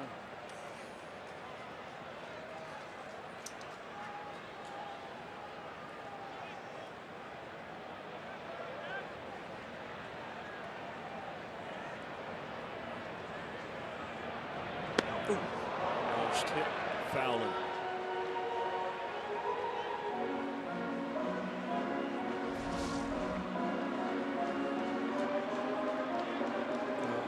Again, Mesoraco calling for the high fastball, and Finnegan missed wildly there.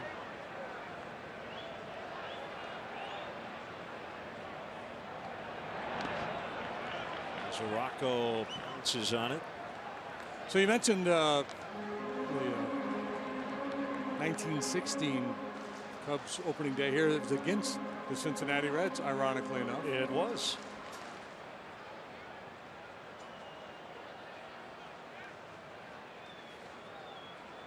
This is the 101st opening day for the Cubs in this ballpark.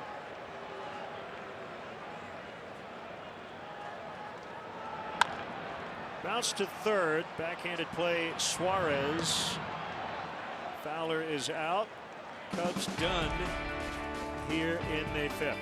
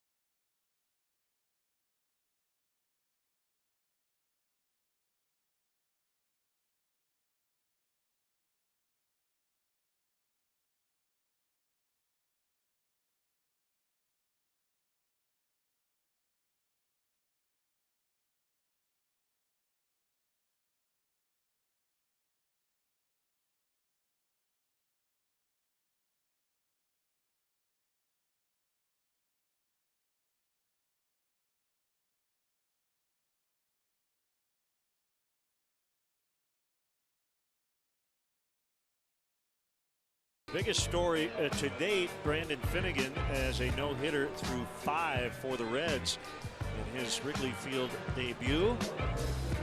Let's lead this one 3-0.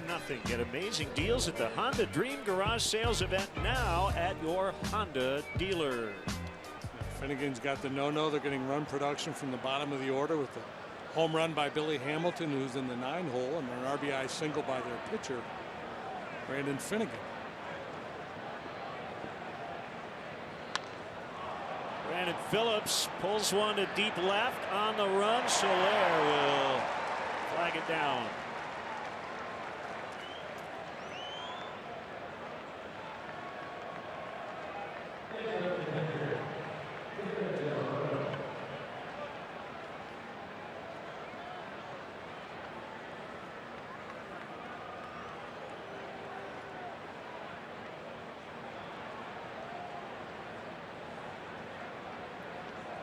There's a Rocco.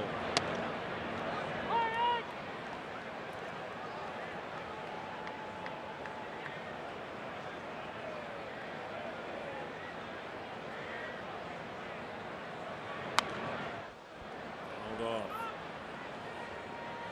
There's some speculation last year when they decided to go ahead with the hip surgery about whether he would be able to stay behind the plate or not.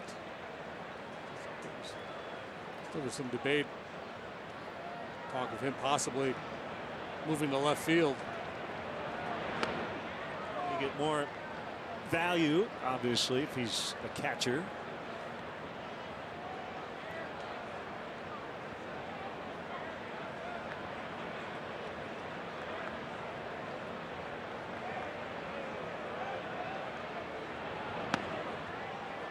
And on the hands, 2-2. Cardinals 10, Brewers 1 today. Cardinals home opener, they had 19 hits. Jeremy Hazelbaker 4 for 4.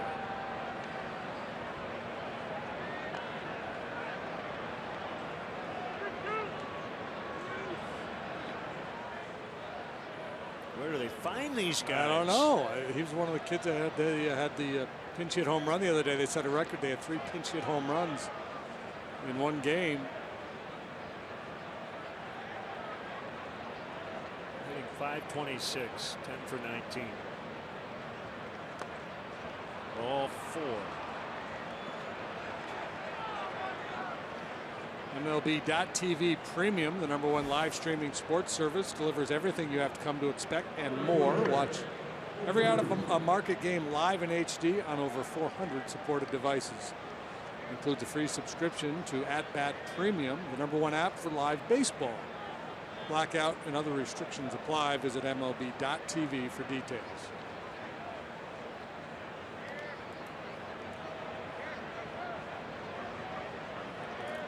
Bruce, 1 on, 1 out. Down back. First of 19 meetings between the Cubs and Reds in 2016.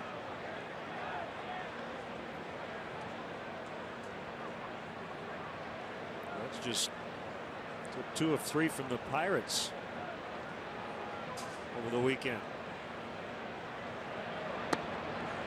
Coming into the season, the thinking was it was a top-heavy division with the Cubs, the Cardinals, and the Pirates, and that the Brewers and the Reds would be easy to beat, and maybe that would be the tale of how this division was decided, who could do the most damage against those teams at the perceived teams at the bottom of the division.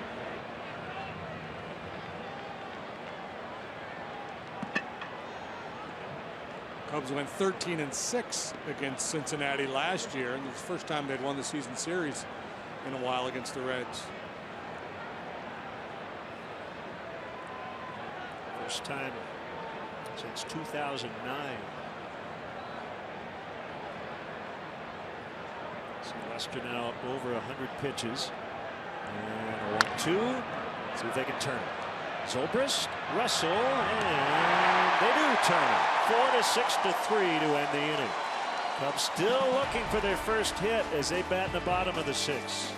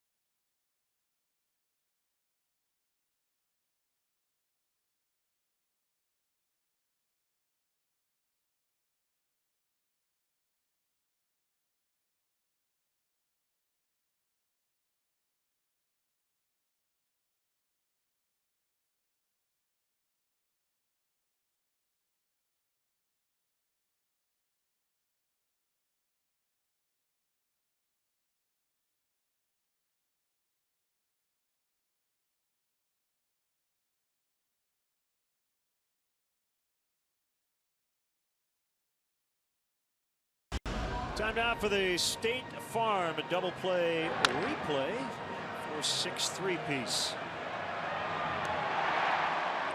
I'm a little bit surprised that Brian Price didn't take a little more time and look at this one. That was awfully close at first base. There was no indication that they were even giving it a second look. Back in the Reds video room. Replay brought to you by State Farm. Combine your car and home insurance with State Farm and save.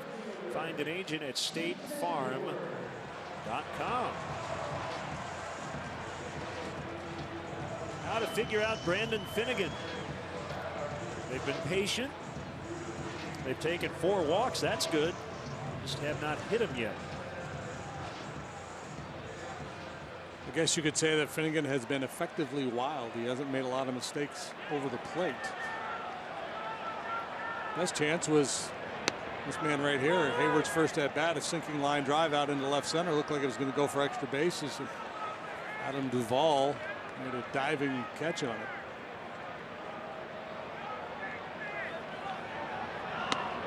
Been in. These are shifting against him. They've got the shortstop almost behind second.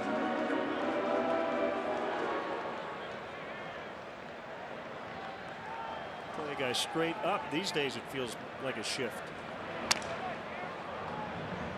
Hayward will have to get a new bat.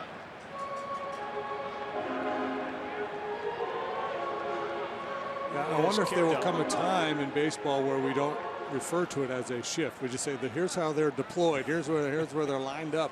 Right.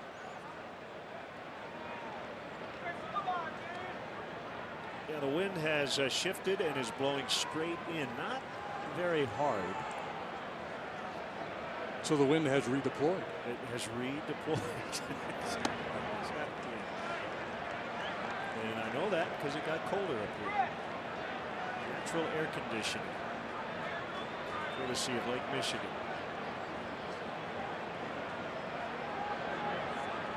2-2 is inside, and Hayward held, according to Alan Porter.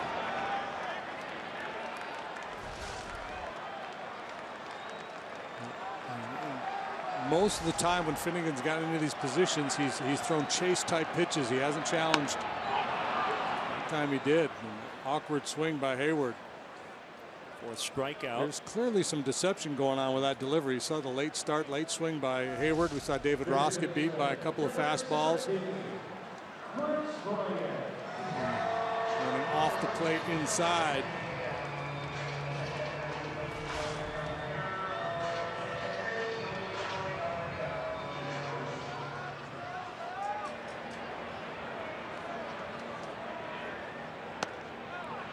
Looking for home run #1 in the young season. Just missed a couple of balls in Arizona. A couple of deep, towering drives to center field.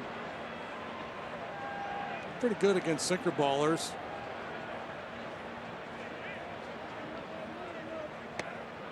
Change up.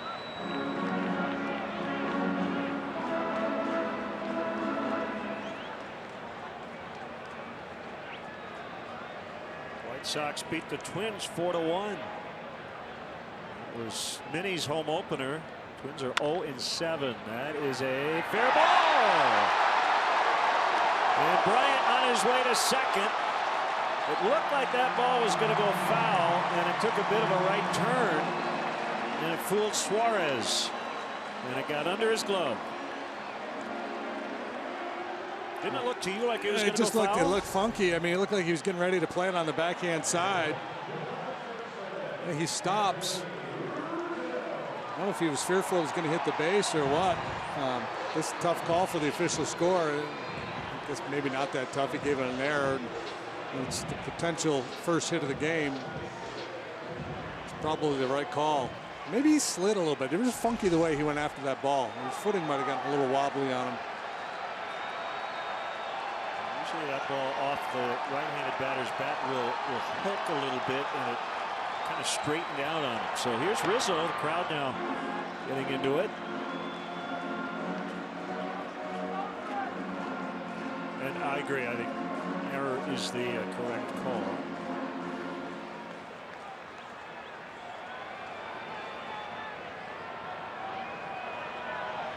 strike on Anthony Rizzo. 3-0 Reds, 6th inning.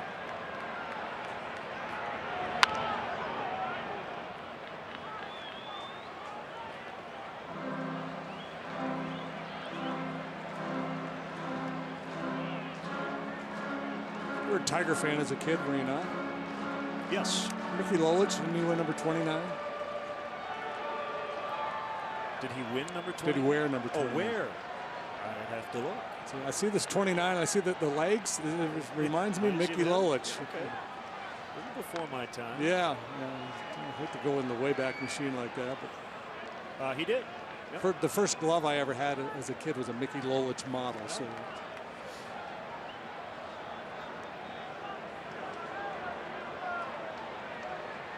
You believe Mickey Lolich was listed at 6'1", 170? Maybe there was a time. 0-2. Handcuffed Mesoraco a bit.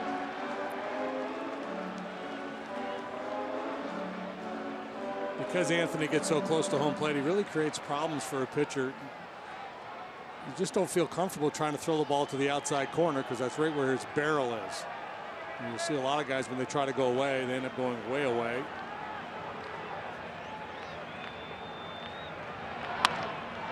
Fly ball left field. Easy play. Duvall pushing that ball toward third base. Let's take a look at our Ford upcoming schedule. Off tomorrow, and then Wednesday, Thursday with the Reds, and then a weekend set begins on Friday afternoon with the Rockies. Brought to you by Ford, inviting you to visit your local Ford store or localfordstores.com. CSN Plus and then CSN on Thursday and Friday. By the way, this is kind of a stripling night with the pitch count where it is. This kid's not going to go 9.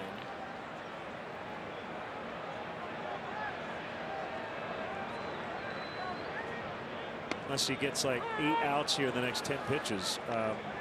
Yeah, they will go to the bullpen. The pace he started the game with, it looked like he was poised to pitch deep into this game. But through the middle innings, the walks and some more patient at bats have pushed the pitch count up. Whether the Cubs get a hit before he exits or not remains to be seen, but he's still only 22 years old. Zobrist with a grounder to Suarez. And Finnegan is through 6 without allowing a hit. 3-0 Cincinnati.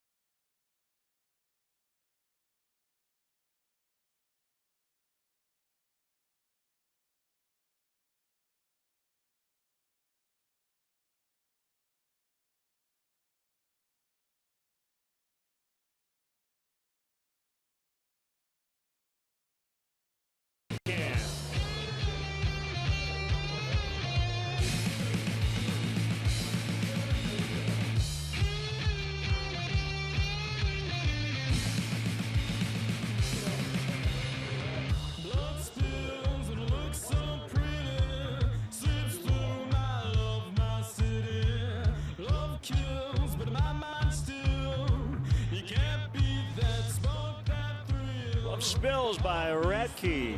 Wrigley Field home opener. Trevor Cahill out of the bullpen, facing Adam Duvall, and we've got a Hall of Famer in the booth, Ryan Sandberg. Rhino, welcome back to Wrigley Field, and you came prepared. I like it. You're doing the JD look with the winter cap. You got to do what you got to do. Uh-oh. Adam Duvall with an extra base hit, and he's around second. He's going to stop there with a double to start the seventh. We saw you in spring training in uniform, and vibes were great. Carrying on into the regular season. There's Rhino, 23. What's cooking? Yeah, enjoyed it. Enjoyed spring training. I got to put the uniform on, be around the guys, meet them, and really enjoyed going to the ballpark. They create a real good atmosphere. It starts with Joe Madden through the coaches and down to the players, and they do a real good job with the spring training. So it's Finnegan, and he bunts foul. Always a challenge to get a bunt down with Rizzo defending it as aggressively as he does. So what's the plan for the summer? Are you going to be out here a lot? You're going to be traveling? You're going to be checking in on minor leaguers? I'll be at Wrigley at a lot of games, maybe all of them. Looking forward to that. Really looking forward to watching this team play. Nash decided to pick that up. Duvall caught in a rundown, tag applied, and no throw to second. So Finnegan, pretty good athlete, huh? Ends up at second. Head first slide too. So essentially, he trades places with Duvall. Didn't get the successful sacrifice, but yeah, I think a lot of pitchers just drop anchor over there at first base and don't put themselves in harm's way. Yeah, that was good hustle right there, getting to second base. Here's Billy Hamilton. Had a good night at the plate. He has homered and lined to left. So you'll be singing tonight with Fergie and Billy on a ceremonial first pitch. Looking forward to that. Wanted foul by Hamilton, and that got a good piece of David Ross.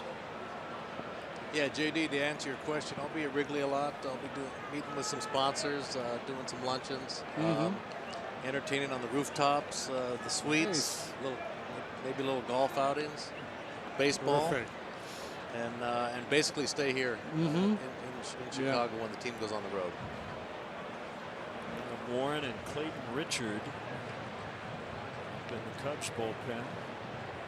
Richard was under the weather a bit last week.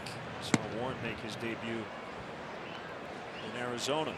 Get a chance to check out the new clubhouse. I have not, but I've heard about it.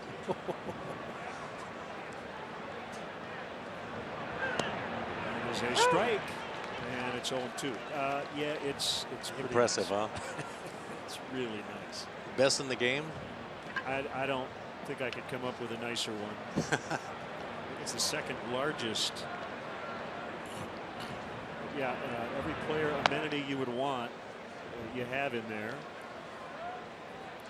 You know, looking back, my first 2 years, 82, 83, we were still down the left field corner. We'd carry 3 bats, our gloves, a jacket, whatever we needed for the whole game. And once we were on the bench, we were on the bench to stay. Right.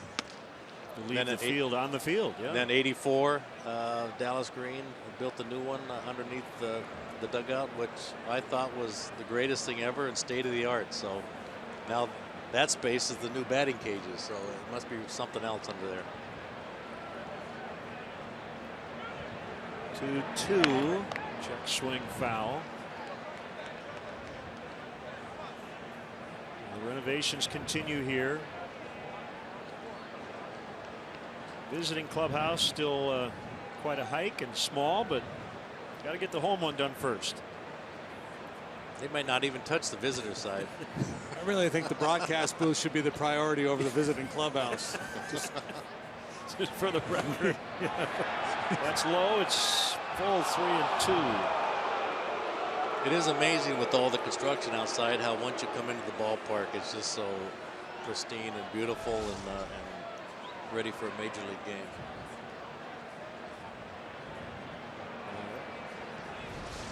Pretty close on Xfinity pitch tracks. 3-2. Swing and a miss. He got him that time.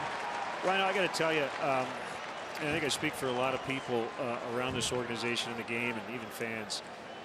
For a Hall of Famer to do what you did, you went down and you managed for a half dozen seasons in the minor leagues. And I know you said when you did that you felt like you needed that experience. But what did you learn about yourself through that process and then getting the chance to get back in as a major league manager with the Philadelphia Phillies? You know what? I really enjoyed it. I learned a lot about the game of baseball from all sides of the game, and not just playing second base on a daily basis. The scouting side of it, looking at players and try to project young players who they remind you of who they could be, and how the business side and the front office works. So it was a learning experience. I really enjoyed working with the young players out of high school and out of college, and actually achieved my goal of getting to the major leagues. And so now to be at this capacity and be here at home in Chicago and do this, very happy about that. Speaking of coming full circle, you were once traded for this guy's dad. That's Not exactly to make right. you feel old. How about that? I know I managed against him in the minor leagues. I've seen him the last 5 or 6 years. Great trades in Cubs history. You know Senior well and was a part of the Cubs coaching staff, but Cubs got you and Larry Boa, a good friend, back on January 27th, 1982. 3-1 on him. Billy and Fergie are in the booth. And they're getting ready to sing. You figured out the harmonies yet, Yeah, Rhino? who's the leader of this trio? Billy leading it? He's got the microphone. Billy's going to lead it. Okay. Billy can sing a little bit. Billy, wave to the fans on TV. WGN. There you go. Paul Strobo, stage manager. Paul is a Hall of Famer. She is too, yes. Billy, my first hitting coach right there. That's right. Got me off to a good start after my 0 for 31. Popped up, and it'll be Rizzo to make the catch. Time for the 7th inning stretch, brought to you by Budweiser. Tonight's guest conductors for Take Me Out to the Ball Game, Cubs Hall of Famers Ryne Sandberg, Fergie Jenkins, and Billy Williams. Hey, everybody ready for a great summer? Here we go. Let's sing out loud. A 1, a 2, a 3. Take me out to the ball game. Take me out to the crowd. Buy me some peanuts and Cracker Jacks. I don't care if I ever get back. So let's root for the. If they don't win, it's a shame. For it's 1, 2, 3 strikes, you're out at the old ball game. Enjoy the summer.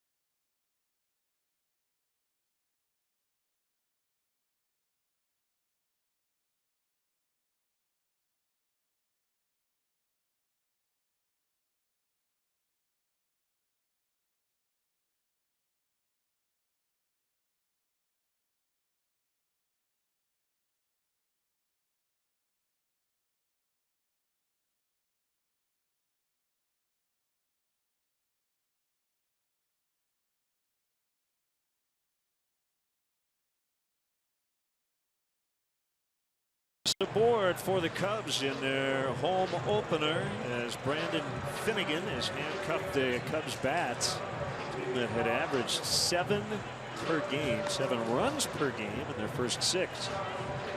Well, we knew coming back into the cold weather that the offense might have a hard time replicating what they did in Anaheim and Arizona, but I think it's more about this kid tonight than it is the cold weather. He's been awfully impressive.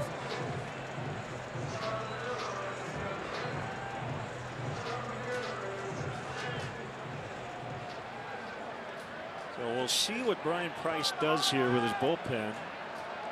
92 pitches for Finnegan starting the bottom of the 7th. Guys are out there stretching. Nobody has had any reason to get up with a 3-0 lead.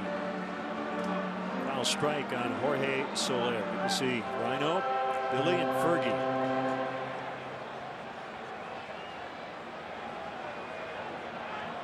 J.J.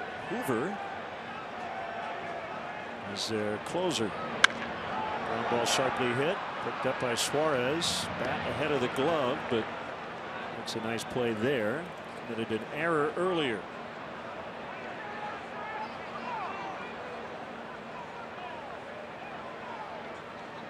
That's what, 1, 2, 3, his 5th chance. And with a guy like with Finnegan's profile, you would expect a lot of balls on the ground to that side of the infield. Typically, lefty with a sinker baller and a good changeup.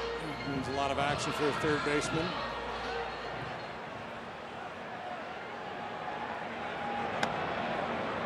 Strike on Russell. Yeah, back in the day, it was considered very bad form to get somebody up in the bullpen while a guy was throwing a no-hitter. It was bad karma. But in an era where you're so mindful of the pitch count and you're not going to push a kid too far, you've got to be ready to react. He's already at his career high, by the way, in terms of pitches.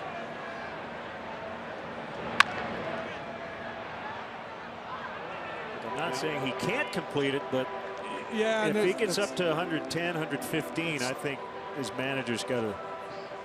I think it comes down to just concerns about his health. I don't know his track record. I don't know if he's had any arm issues in the past. It's the first time he's thrown over 88 pitches at this level, in fact.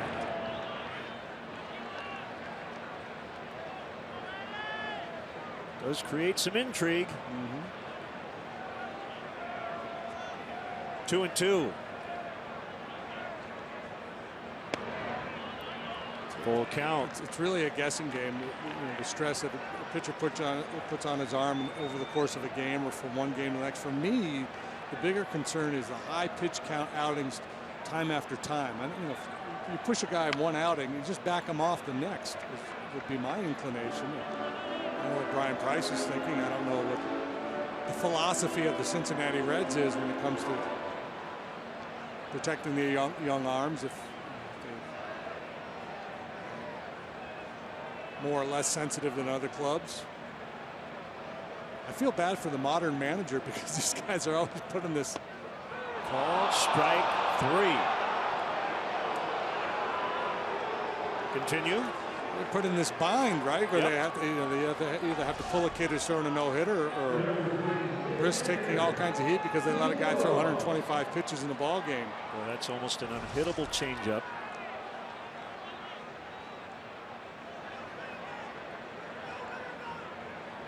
Here's David Ross.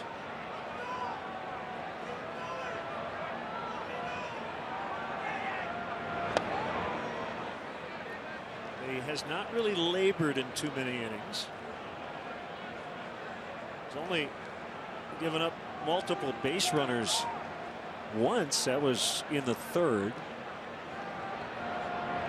And you often hear that it's not the pitch count without context, right? Yeah, just pitches thrown. Did you have high stress innings?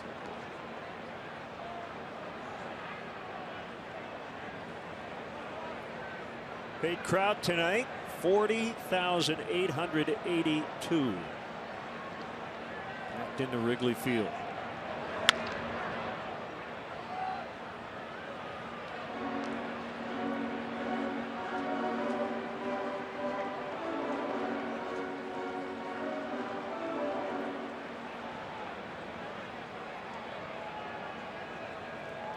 Riggins.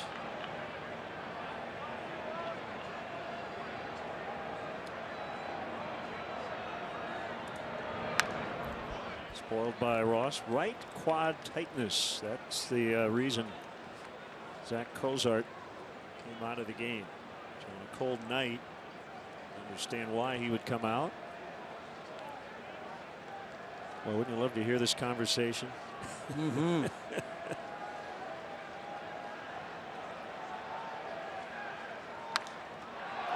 Right field, the wind's going to push it out of play.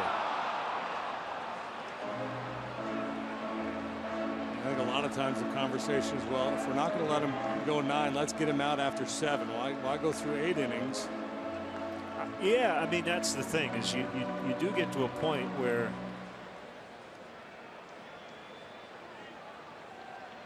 you got to kind of go one way or the other. Either we're not taking him out, he doesn't give up a hit no matter what, or have him feel really good about this outing and get into our bullpen. And the point, I guess, will be moot as David Ross has the first Cub hit on his 107th pitch of the night.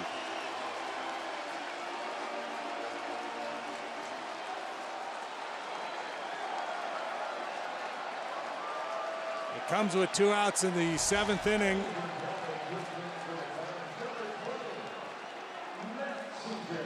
A little backdoor slider. Ross serves in the shallow left center. And here comes the aforementioned Mark Riggins. They were going to get somebody up right before the hit. They were talking. They were scrambling out there. Yeah.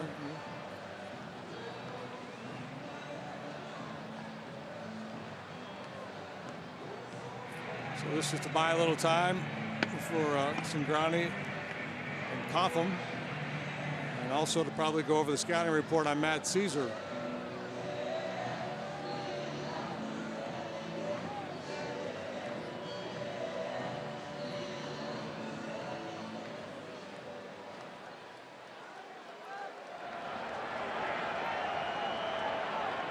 And so the other thing now is these guys are just cranking it up as fast as they can.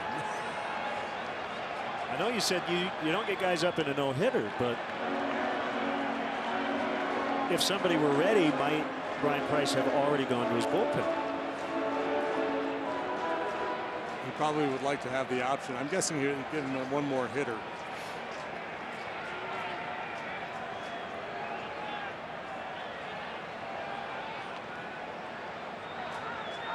Caesar off the bench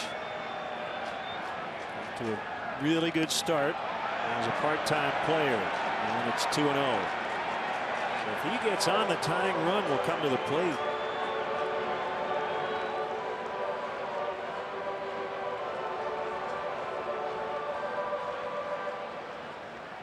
The paradoxes of baseball. The Cubs in this inning kind of almost benefited from not having a hit due to the bullpen not getting ready. 3-0.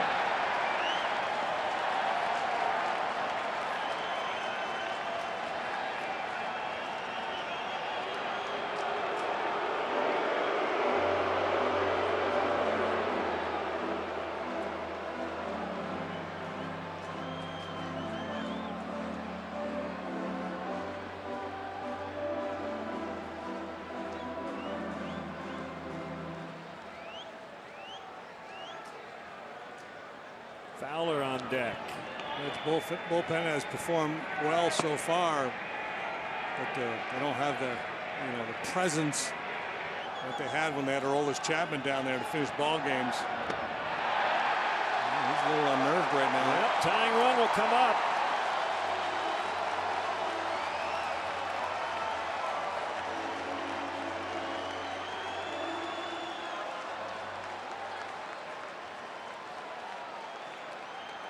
Will be it for Finnegan, who was terrific tonight. It will be the right-hander Cotham.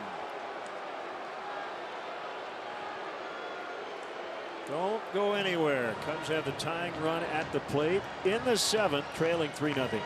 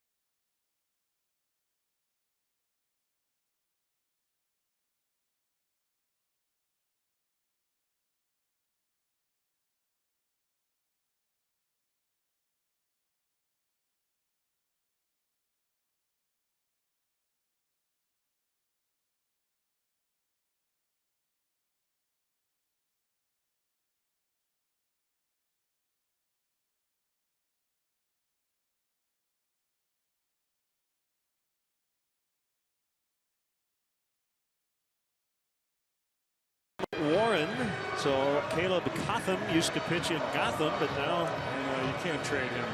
He's in Cincinnati. It's part of the deal that brought a Rollers champion to the Yankees. But if you're the Yankees, you can't trade Cotham away from Gotham.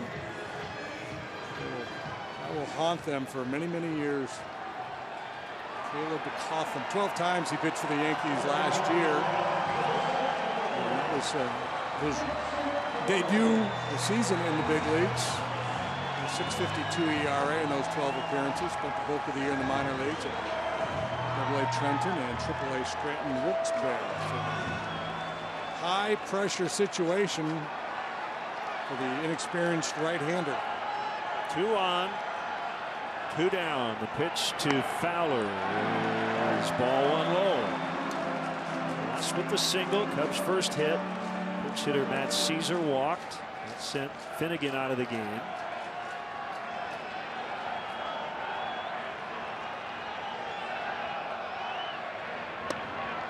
Two balls, no strikes.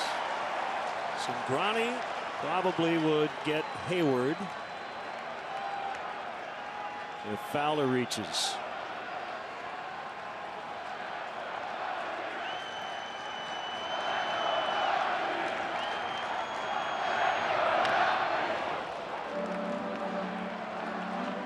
Dexter has not been on base tonight. 3 tries he had reached in 16 of his first 25 plate appearances.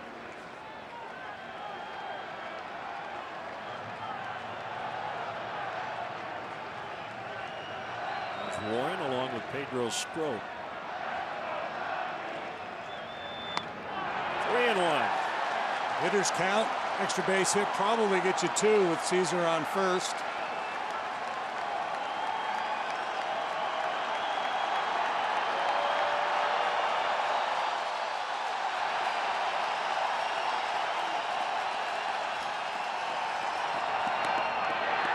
He walked him and they're loaded.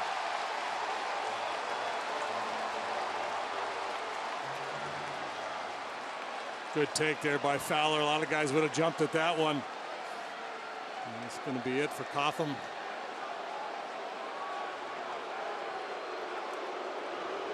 So a Chicago area native, Tony Cingrani, will face Jason Hayward with the bases loaded when we return.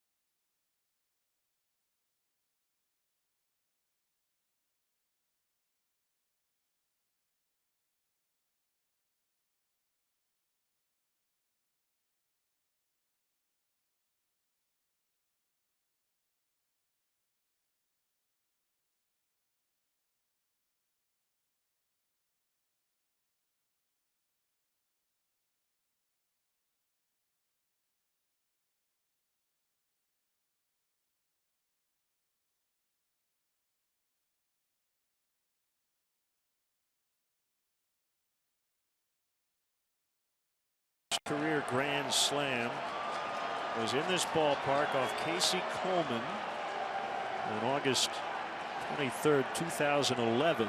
They'll face a left-hander this time, Tony Cingrani. It would be something if he did something like that here in his home debut for the Cubs. Of such things, legends are made, but this is a tough left-hander out there, Cingrani. from Lincoln Way Central High School.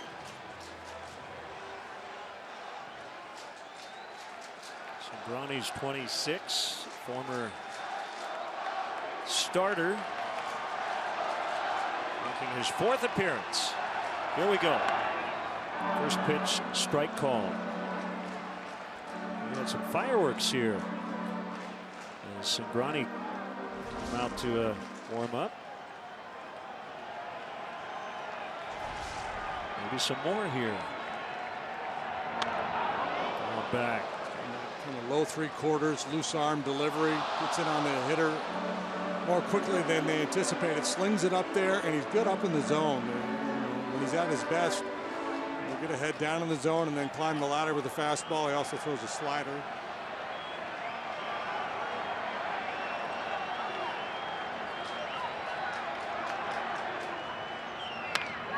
Line into right and a base hit.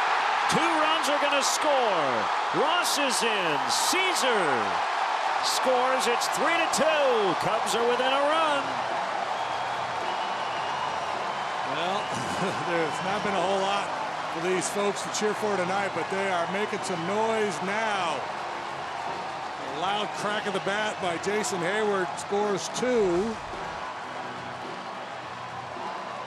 Off the tough left-hander. A little cut fastball, belt high. 2 outs, nobody on when it started. Single, walk, 2-run single after 2 are out.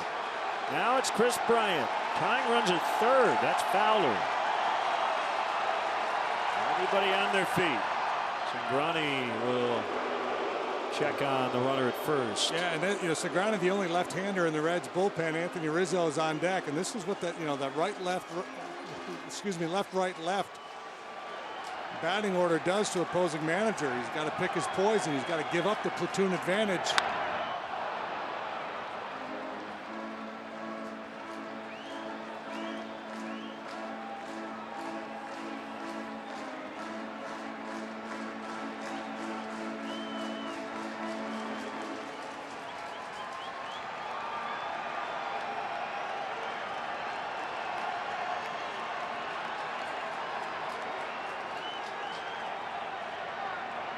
Pitch inside.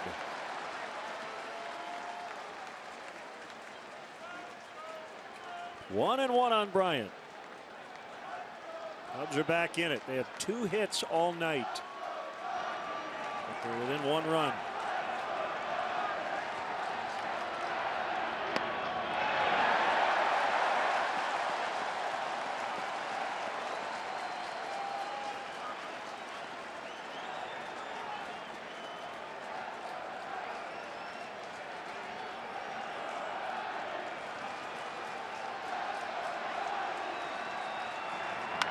Bryant with a ground ball. De Jesus will throw him out, and the inning is over. But Jason Hayward, in his Wrigley Field debut as a Cub, looks good in the pinstripes, doesn't he? It's a 1-run game.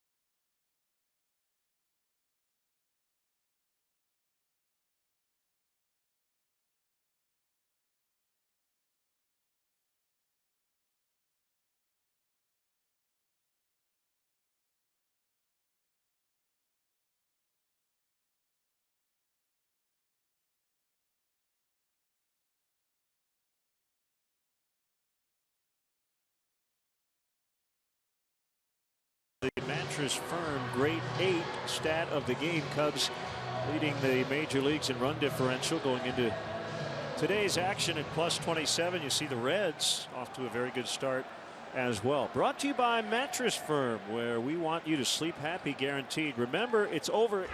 It's time to replace. Warren is on. Our second look at Adam, excuse me. He worked Saturday against the Diamondbacks. Inning in a third, very efficient, 15 pitches. Suarez bounces to the shortstop, Russell, and he's thrown out. You take Adam and Warren together and you get Aaron. See, just being efficient like he was. Former Yankee over in the Starlin Castro deal. Effective for the Yanks as both a starter and a reliever.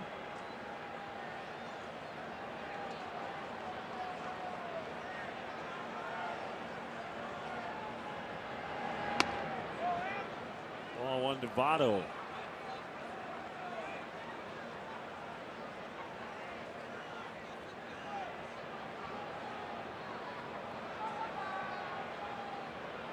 Change piece. Nope. Unless he changed his mind. Travis Wood just tried to throw a pitch in the bullpen and slipped out of his hand. Ended up on the field briefly.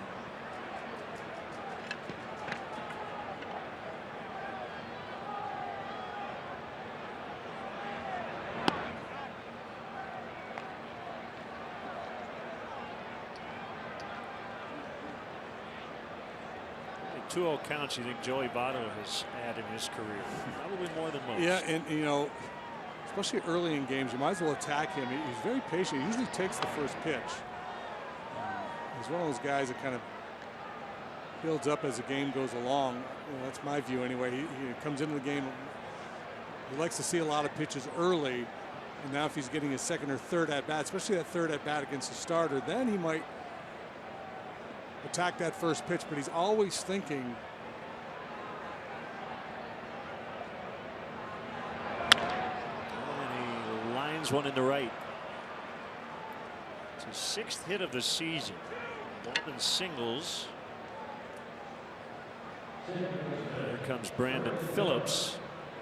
Gave the Reds the lead in the first with an RBI groundout. Singled, stole a base, scored a run in the 4th.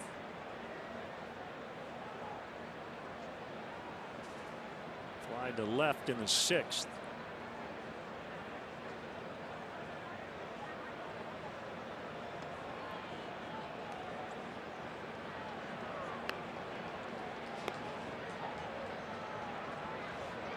With those 2 runs, you really want to hold the Reds right where they are all the way. Happy 21st birthday, Dimitri Tianis. It's a big one.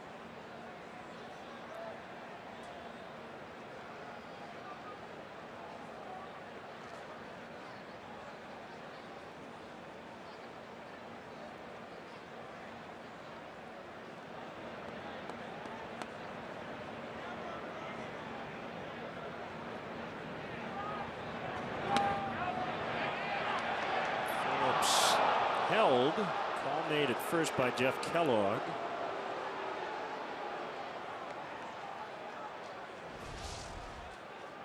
What do you think? Yeah, he probably held. Warren's got the 4 basic pitches: fastball, curve, slider, and change.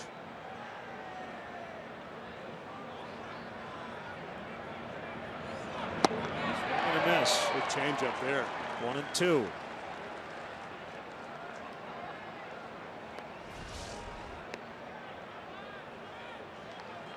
That's good execution. Right on right changeup. Not an easy pitch to make.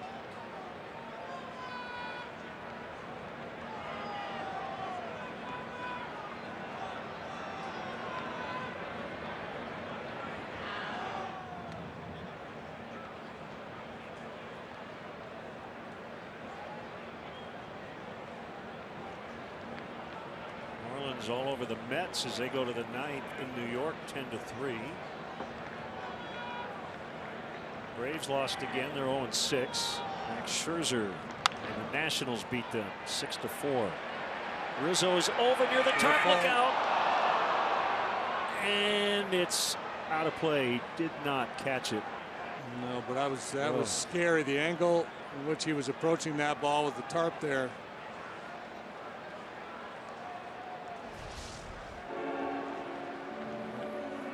And if it's high enough where he can kind of settle under and read it, we saw him make that great play last year where he jumped up on the tarp and on the wall. He did not have time to do that. Didn't have time to measure at that time. That could have been ugly.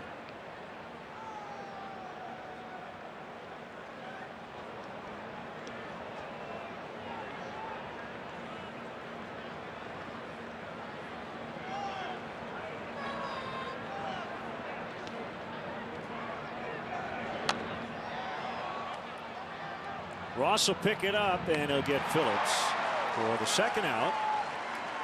Votto now at second for Mesoraco. Pirates a winner 7-4 in Detroit today to improve to 5-2. He banged out 17 hits today. Knocked around Justin Verlander. You see a fan there at the game caught 5 foul balls. Really? Same fan. Is that a record? I think it is. Close, right? I think it's a record. I'm pretty sure.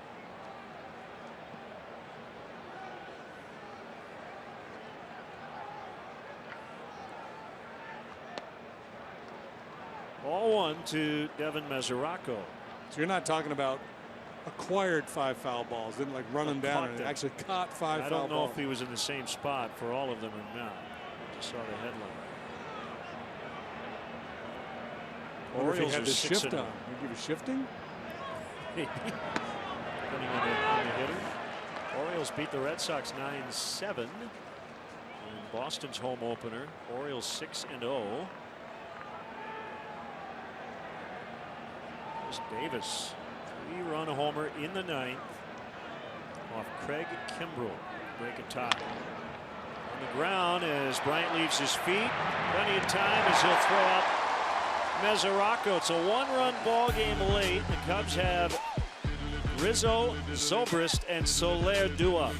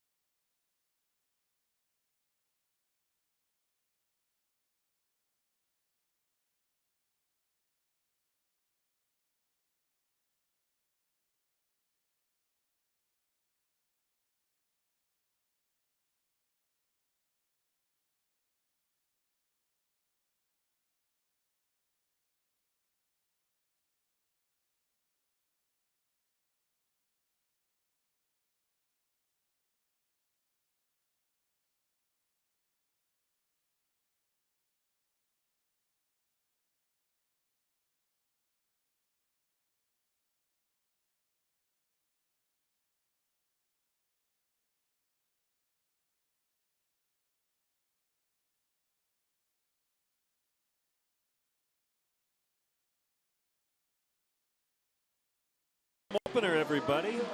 Cubs trying to make a late comeback. Their first hit, their first runs came in the 7th inning. Still have 6 outs to work with, trailing by only 1. Despite not getting a whole lot done for most of the night, and a cold night, the great energy in the ballpark, almost like a playoff-like atmosphere as the Cubs rallied last inning. Time for some Rizzos. Yes. They're not just for breakfast anymore. Before every big at-bat, he grabs a handful of Rizzos, kind of like Popeye going to the spinach.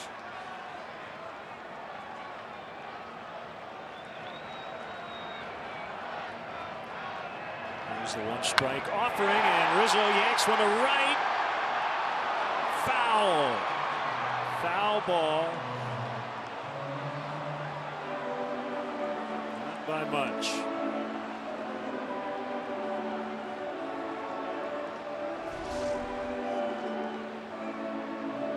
Man. So sweet would that have been? 2, possible 3. Yep.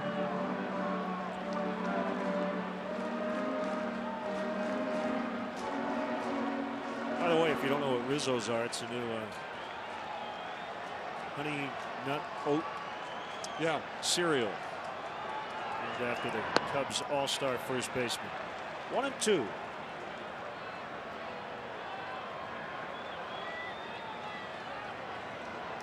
That is Jumbo Diaz.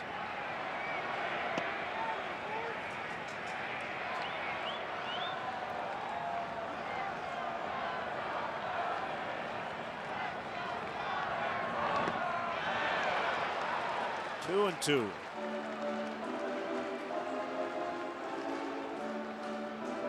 Hector Rondon, the Cubs closer.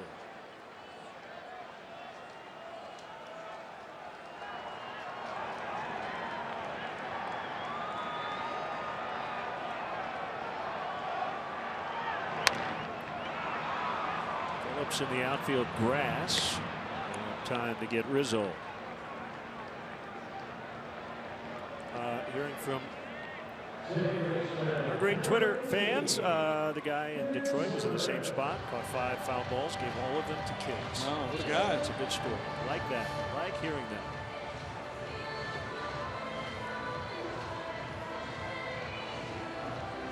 Ben Zobrist has grounded out twice and lined out once.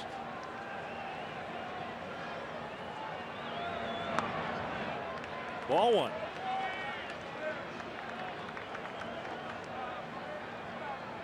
Off day tomorrow, back at it Wednesday night.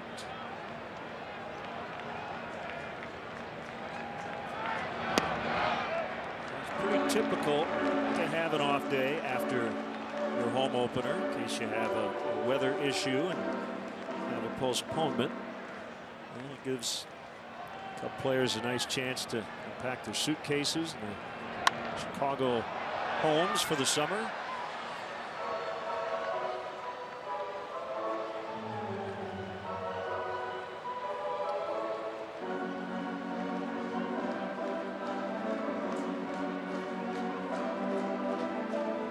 Those guys a chance to thaw out, get ready for Wednesday.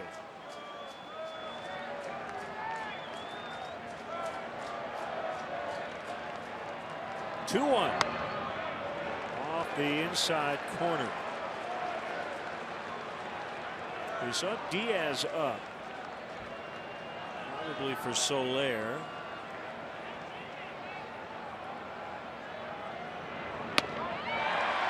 Yep. Ball 4. I think we're going to see Jumbo now.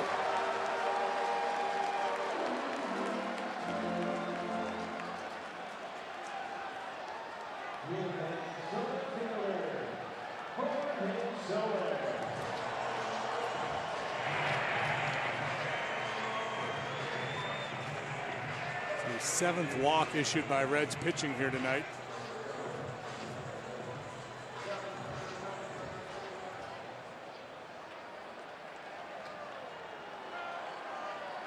We're not going to see Jumbo here. I'm surprised.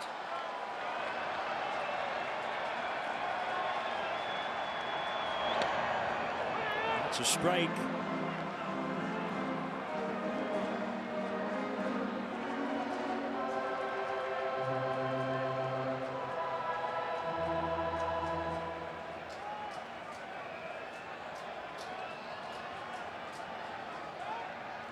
Throw to first.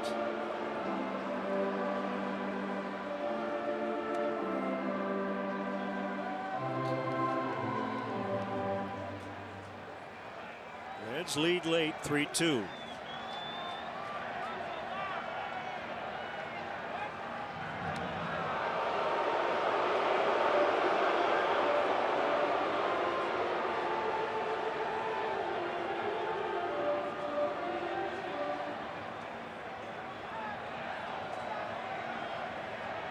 Cubs have taken 7 walks in this game.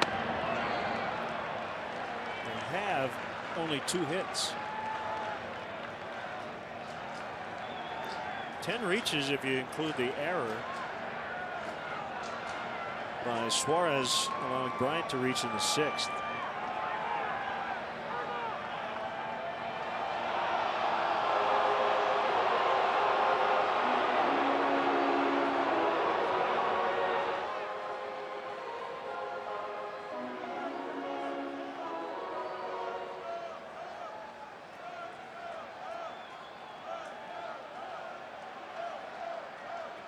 Now Cingrani's ready, a 1-1, and Soler flailed at that one, 1-2. If he could have that one back.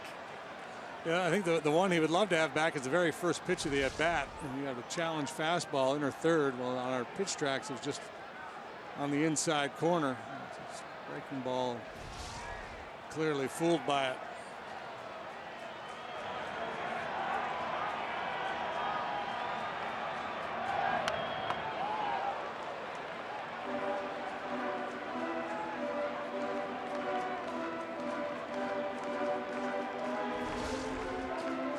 This one timed up pretty well. 4-seamer. Cingrani's got, see that ball is kind of in a little bit off the barrel. It's just got a little natural cutting action to that fastball. Gets away, tying run now in scoring position on a wild pitch.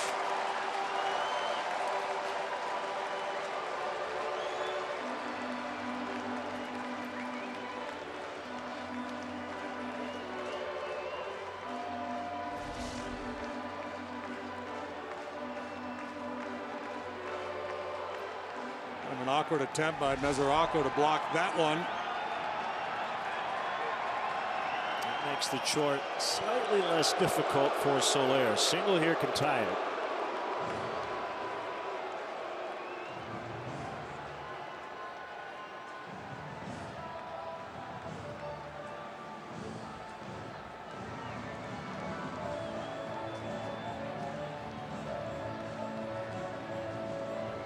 As a pitcher, it's hard not to go back to the pitch that induced the real bad swing, right? I mean, it's get that kind of a feedback. You feel like that's where you want to go again. Couldn't get him to bite that time. 3-2, Russell on deck.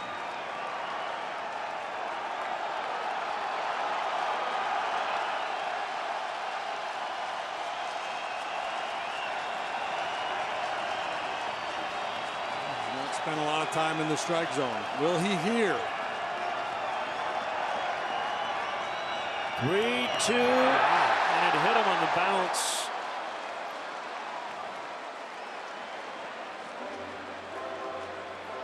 So first and second for Russell, and now it'll be Jumbo Diaz. That's actually a break for the Reds at that hit Soler. Yeah, if it gets by, that gives Zobrist third. So it'll be Diaz against Russell. 2 on. In the 8th, we'll be back.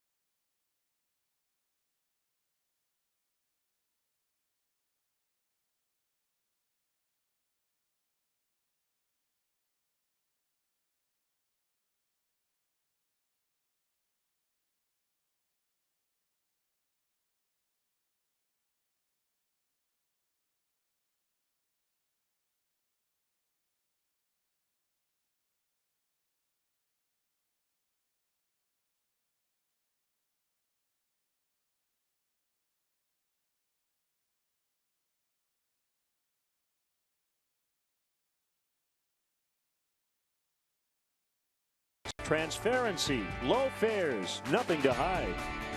Ford, America's best-selling brand 6 years running, inviting you to check out our fuel-efficient lineup at your local Ford store or at localfordstores.com. Mattress Firm, where we want you to sleep happy guaranteed. Remember, if it's over 8, it's time to replace. Your Chicago area and Northwest Indiana Lexus dealer. State Farm. Combine your car and home insurance with State Farm and start saving. Call your State Farm agent today or find one at statefarm.com. Honda. Get amazing deals at the Honda Dream Garage Sales Event now at your Honda dealer. And by Budweiser. Not backing down since 1876. This Bud's for you. Here's Jumbo Diaz. Jumbo on for the 5th time already this year. He worked twice in their opening series with the Phillies, twice in their set with the Pirates. So far, an ERA of 0 for the big fella. First and second, one out. Addison Russell, the batter. And a high fly ball, deep left field. That is gone. Cubs lead 5-3.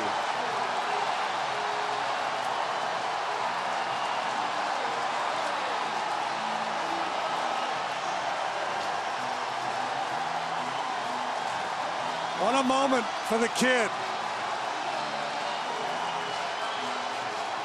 This place is rocking and rolling now. Boy, an impressive swing in the bat by Addison Russell.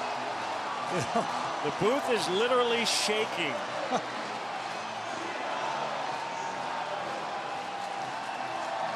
Oh, yeah. Come on up.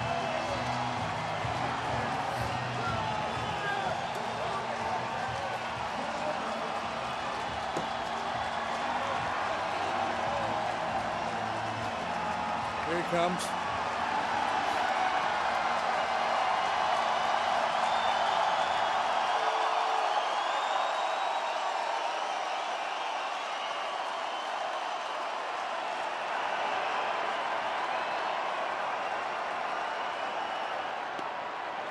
David Ross shows bunt.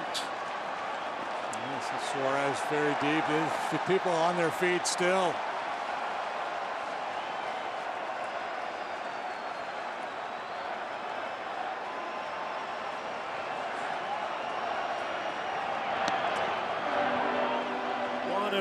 You know, Russell was 0 for 2. He had walked in his second at-bat. You could tell just the way, you know, he's seeing the ball well tonight. He worked that walk in the 5th. He was called out looking in the 7th on a changeup that was borderline, bottom of the knees, outside corner. Suarez spins, throws, and gets Ross. 2 outs. The last time I felt the press box shake in this ballpark was after Kerry Wood hit the home run in Game 7 of the NLCS in 2003. This time he goes up there looking fastball. First pitch from Jumbo Diaz, no doubt about it.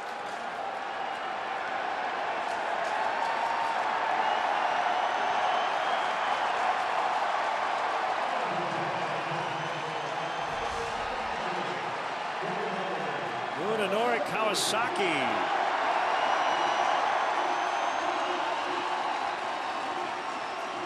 Announced as a pinch hitter.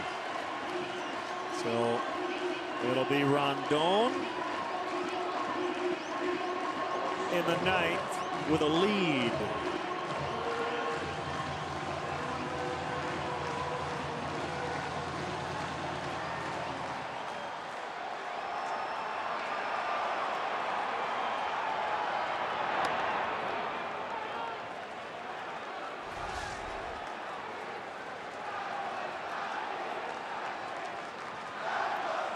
Savanda Jesus and his reaction.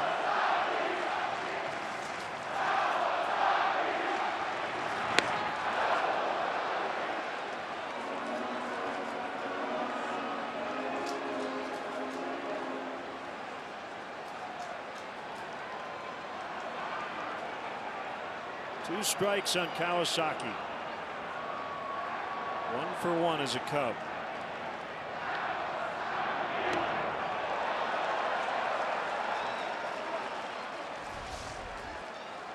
So Tom Ricketts in the background. He knew it.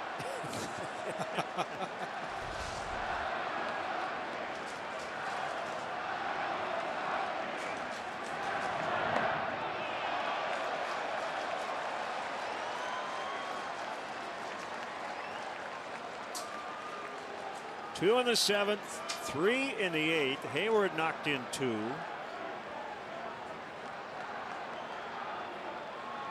Russell knocked in 3.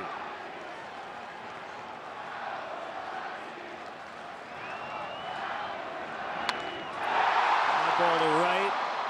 Jay Bruce makes the catch. We will go to the 9th.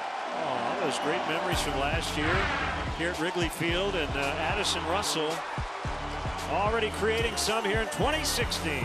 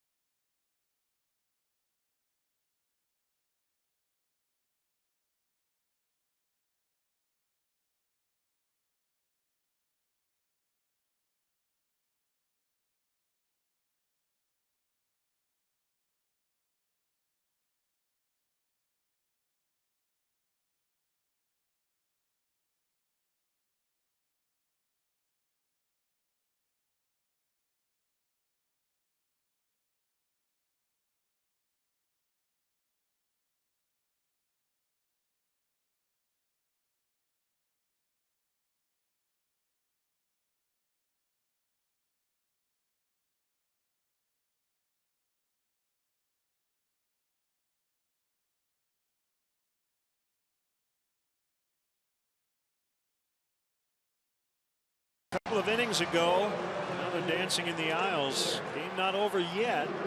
Russell giving the Cubs the lead. Kawasaki's playing third. Bryant is now in left.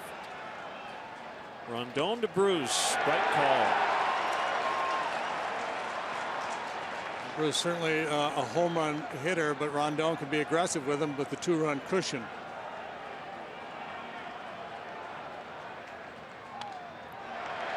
Off. Adam Warren can get a win.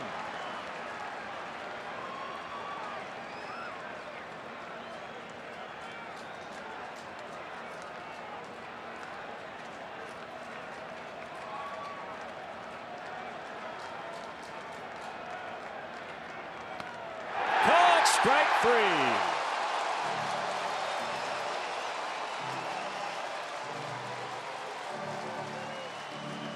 Bruce may be thinking Rondon would come off the fastball, couldn't pull the trigger on 95.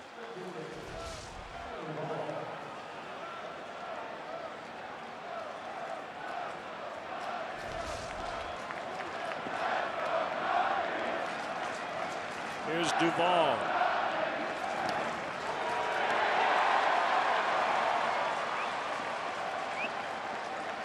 Everybody bundled up. A big 8th inning home run to give the Cubs the lead. It makes you think about the fall, not the spring, doesn't it? That's it. 0-2. It's the feel here tonight.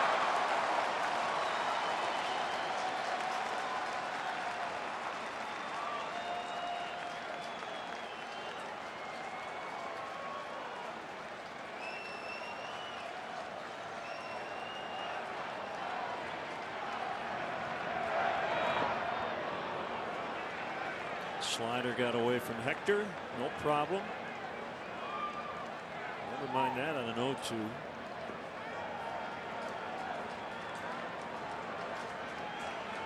Hector saved 30 ball games last year in 34 tries, had a 1.67 ERA.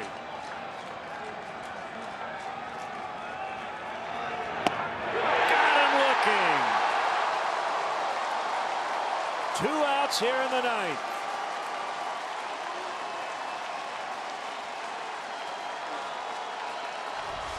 Cheese at the knees for the second out.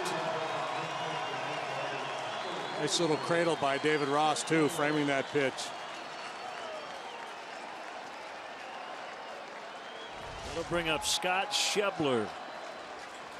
Pinch hitter, left-handed hitting outfielder. Outside for a strike. Outside corner, I should say.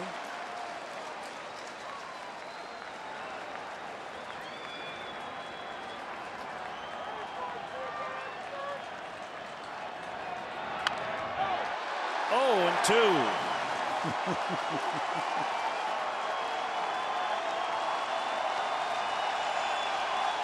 Schebler, the rookie, I think he's a little antsy here, down 2 strikes. In this hostile environment, with 2 preceding hitters have been called out looking.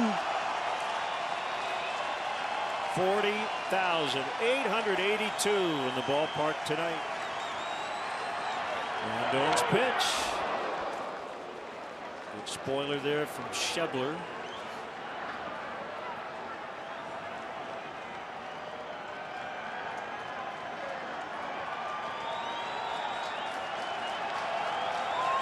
Another 0-2. And just missed. Billy Hamilton is on deck.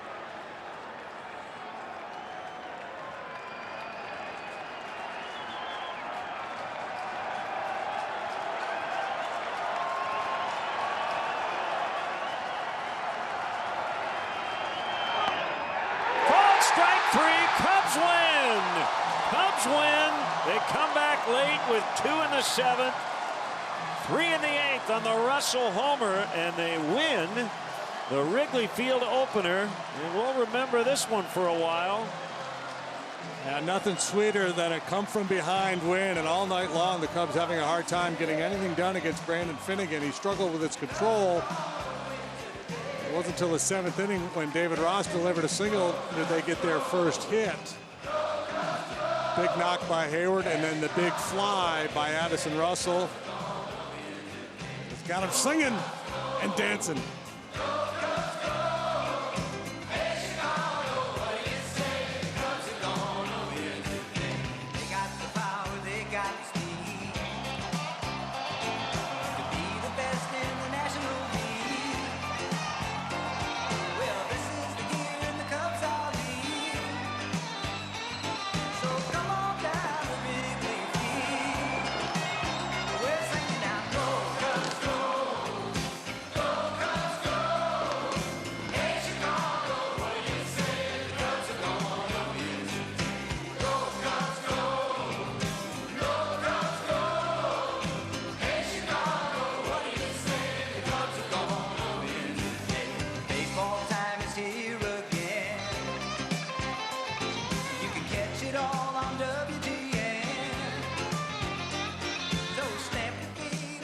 Dan Roan standing by with a hero. All right, Len, thanks very much. Addison Russell, and you guys waited long enough to get it going tonight, huh? What was that? You waited long enough to get it going. Yeah, it was right timing, right spot, you know. I saw the ball good tonight. It was 0 for coming up to that bat, but, you know, you got to focus on the next pitch, you know. It was awesome. It was awesome. It really was. Man, what a reaction from the crowd, too. You couldn't really time it out any better. An opening night, game-winning home run. Yeah, it's like a dream come true, man. I'm just happy to be here. But you are. You guys have been playing some great baseball here early on. Yeah, you know, our lineup is full. Heavy hitters, you know. There's no let-up in the lineup, so we're going to have a good year this year. We just got to keep pushing. All right, man. Congratulations. Great job tonight. Thank you. 3-run homer to win it for the Cubs. All right, Dan, thank you. Thanks to Addison Russell. Final score tonight. We have more to come from Wrigley. Cubs 5, Reds 3. We'll be right back.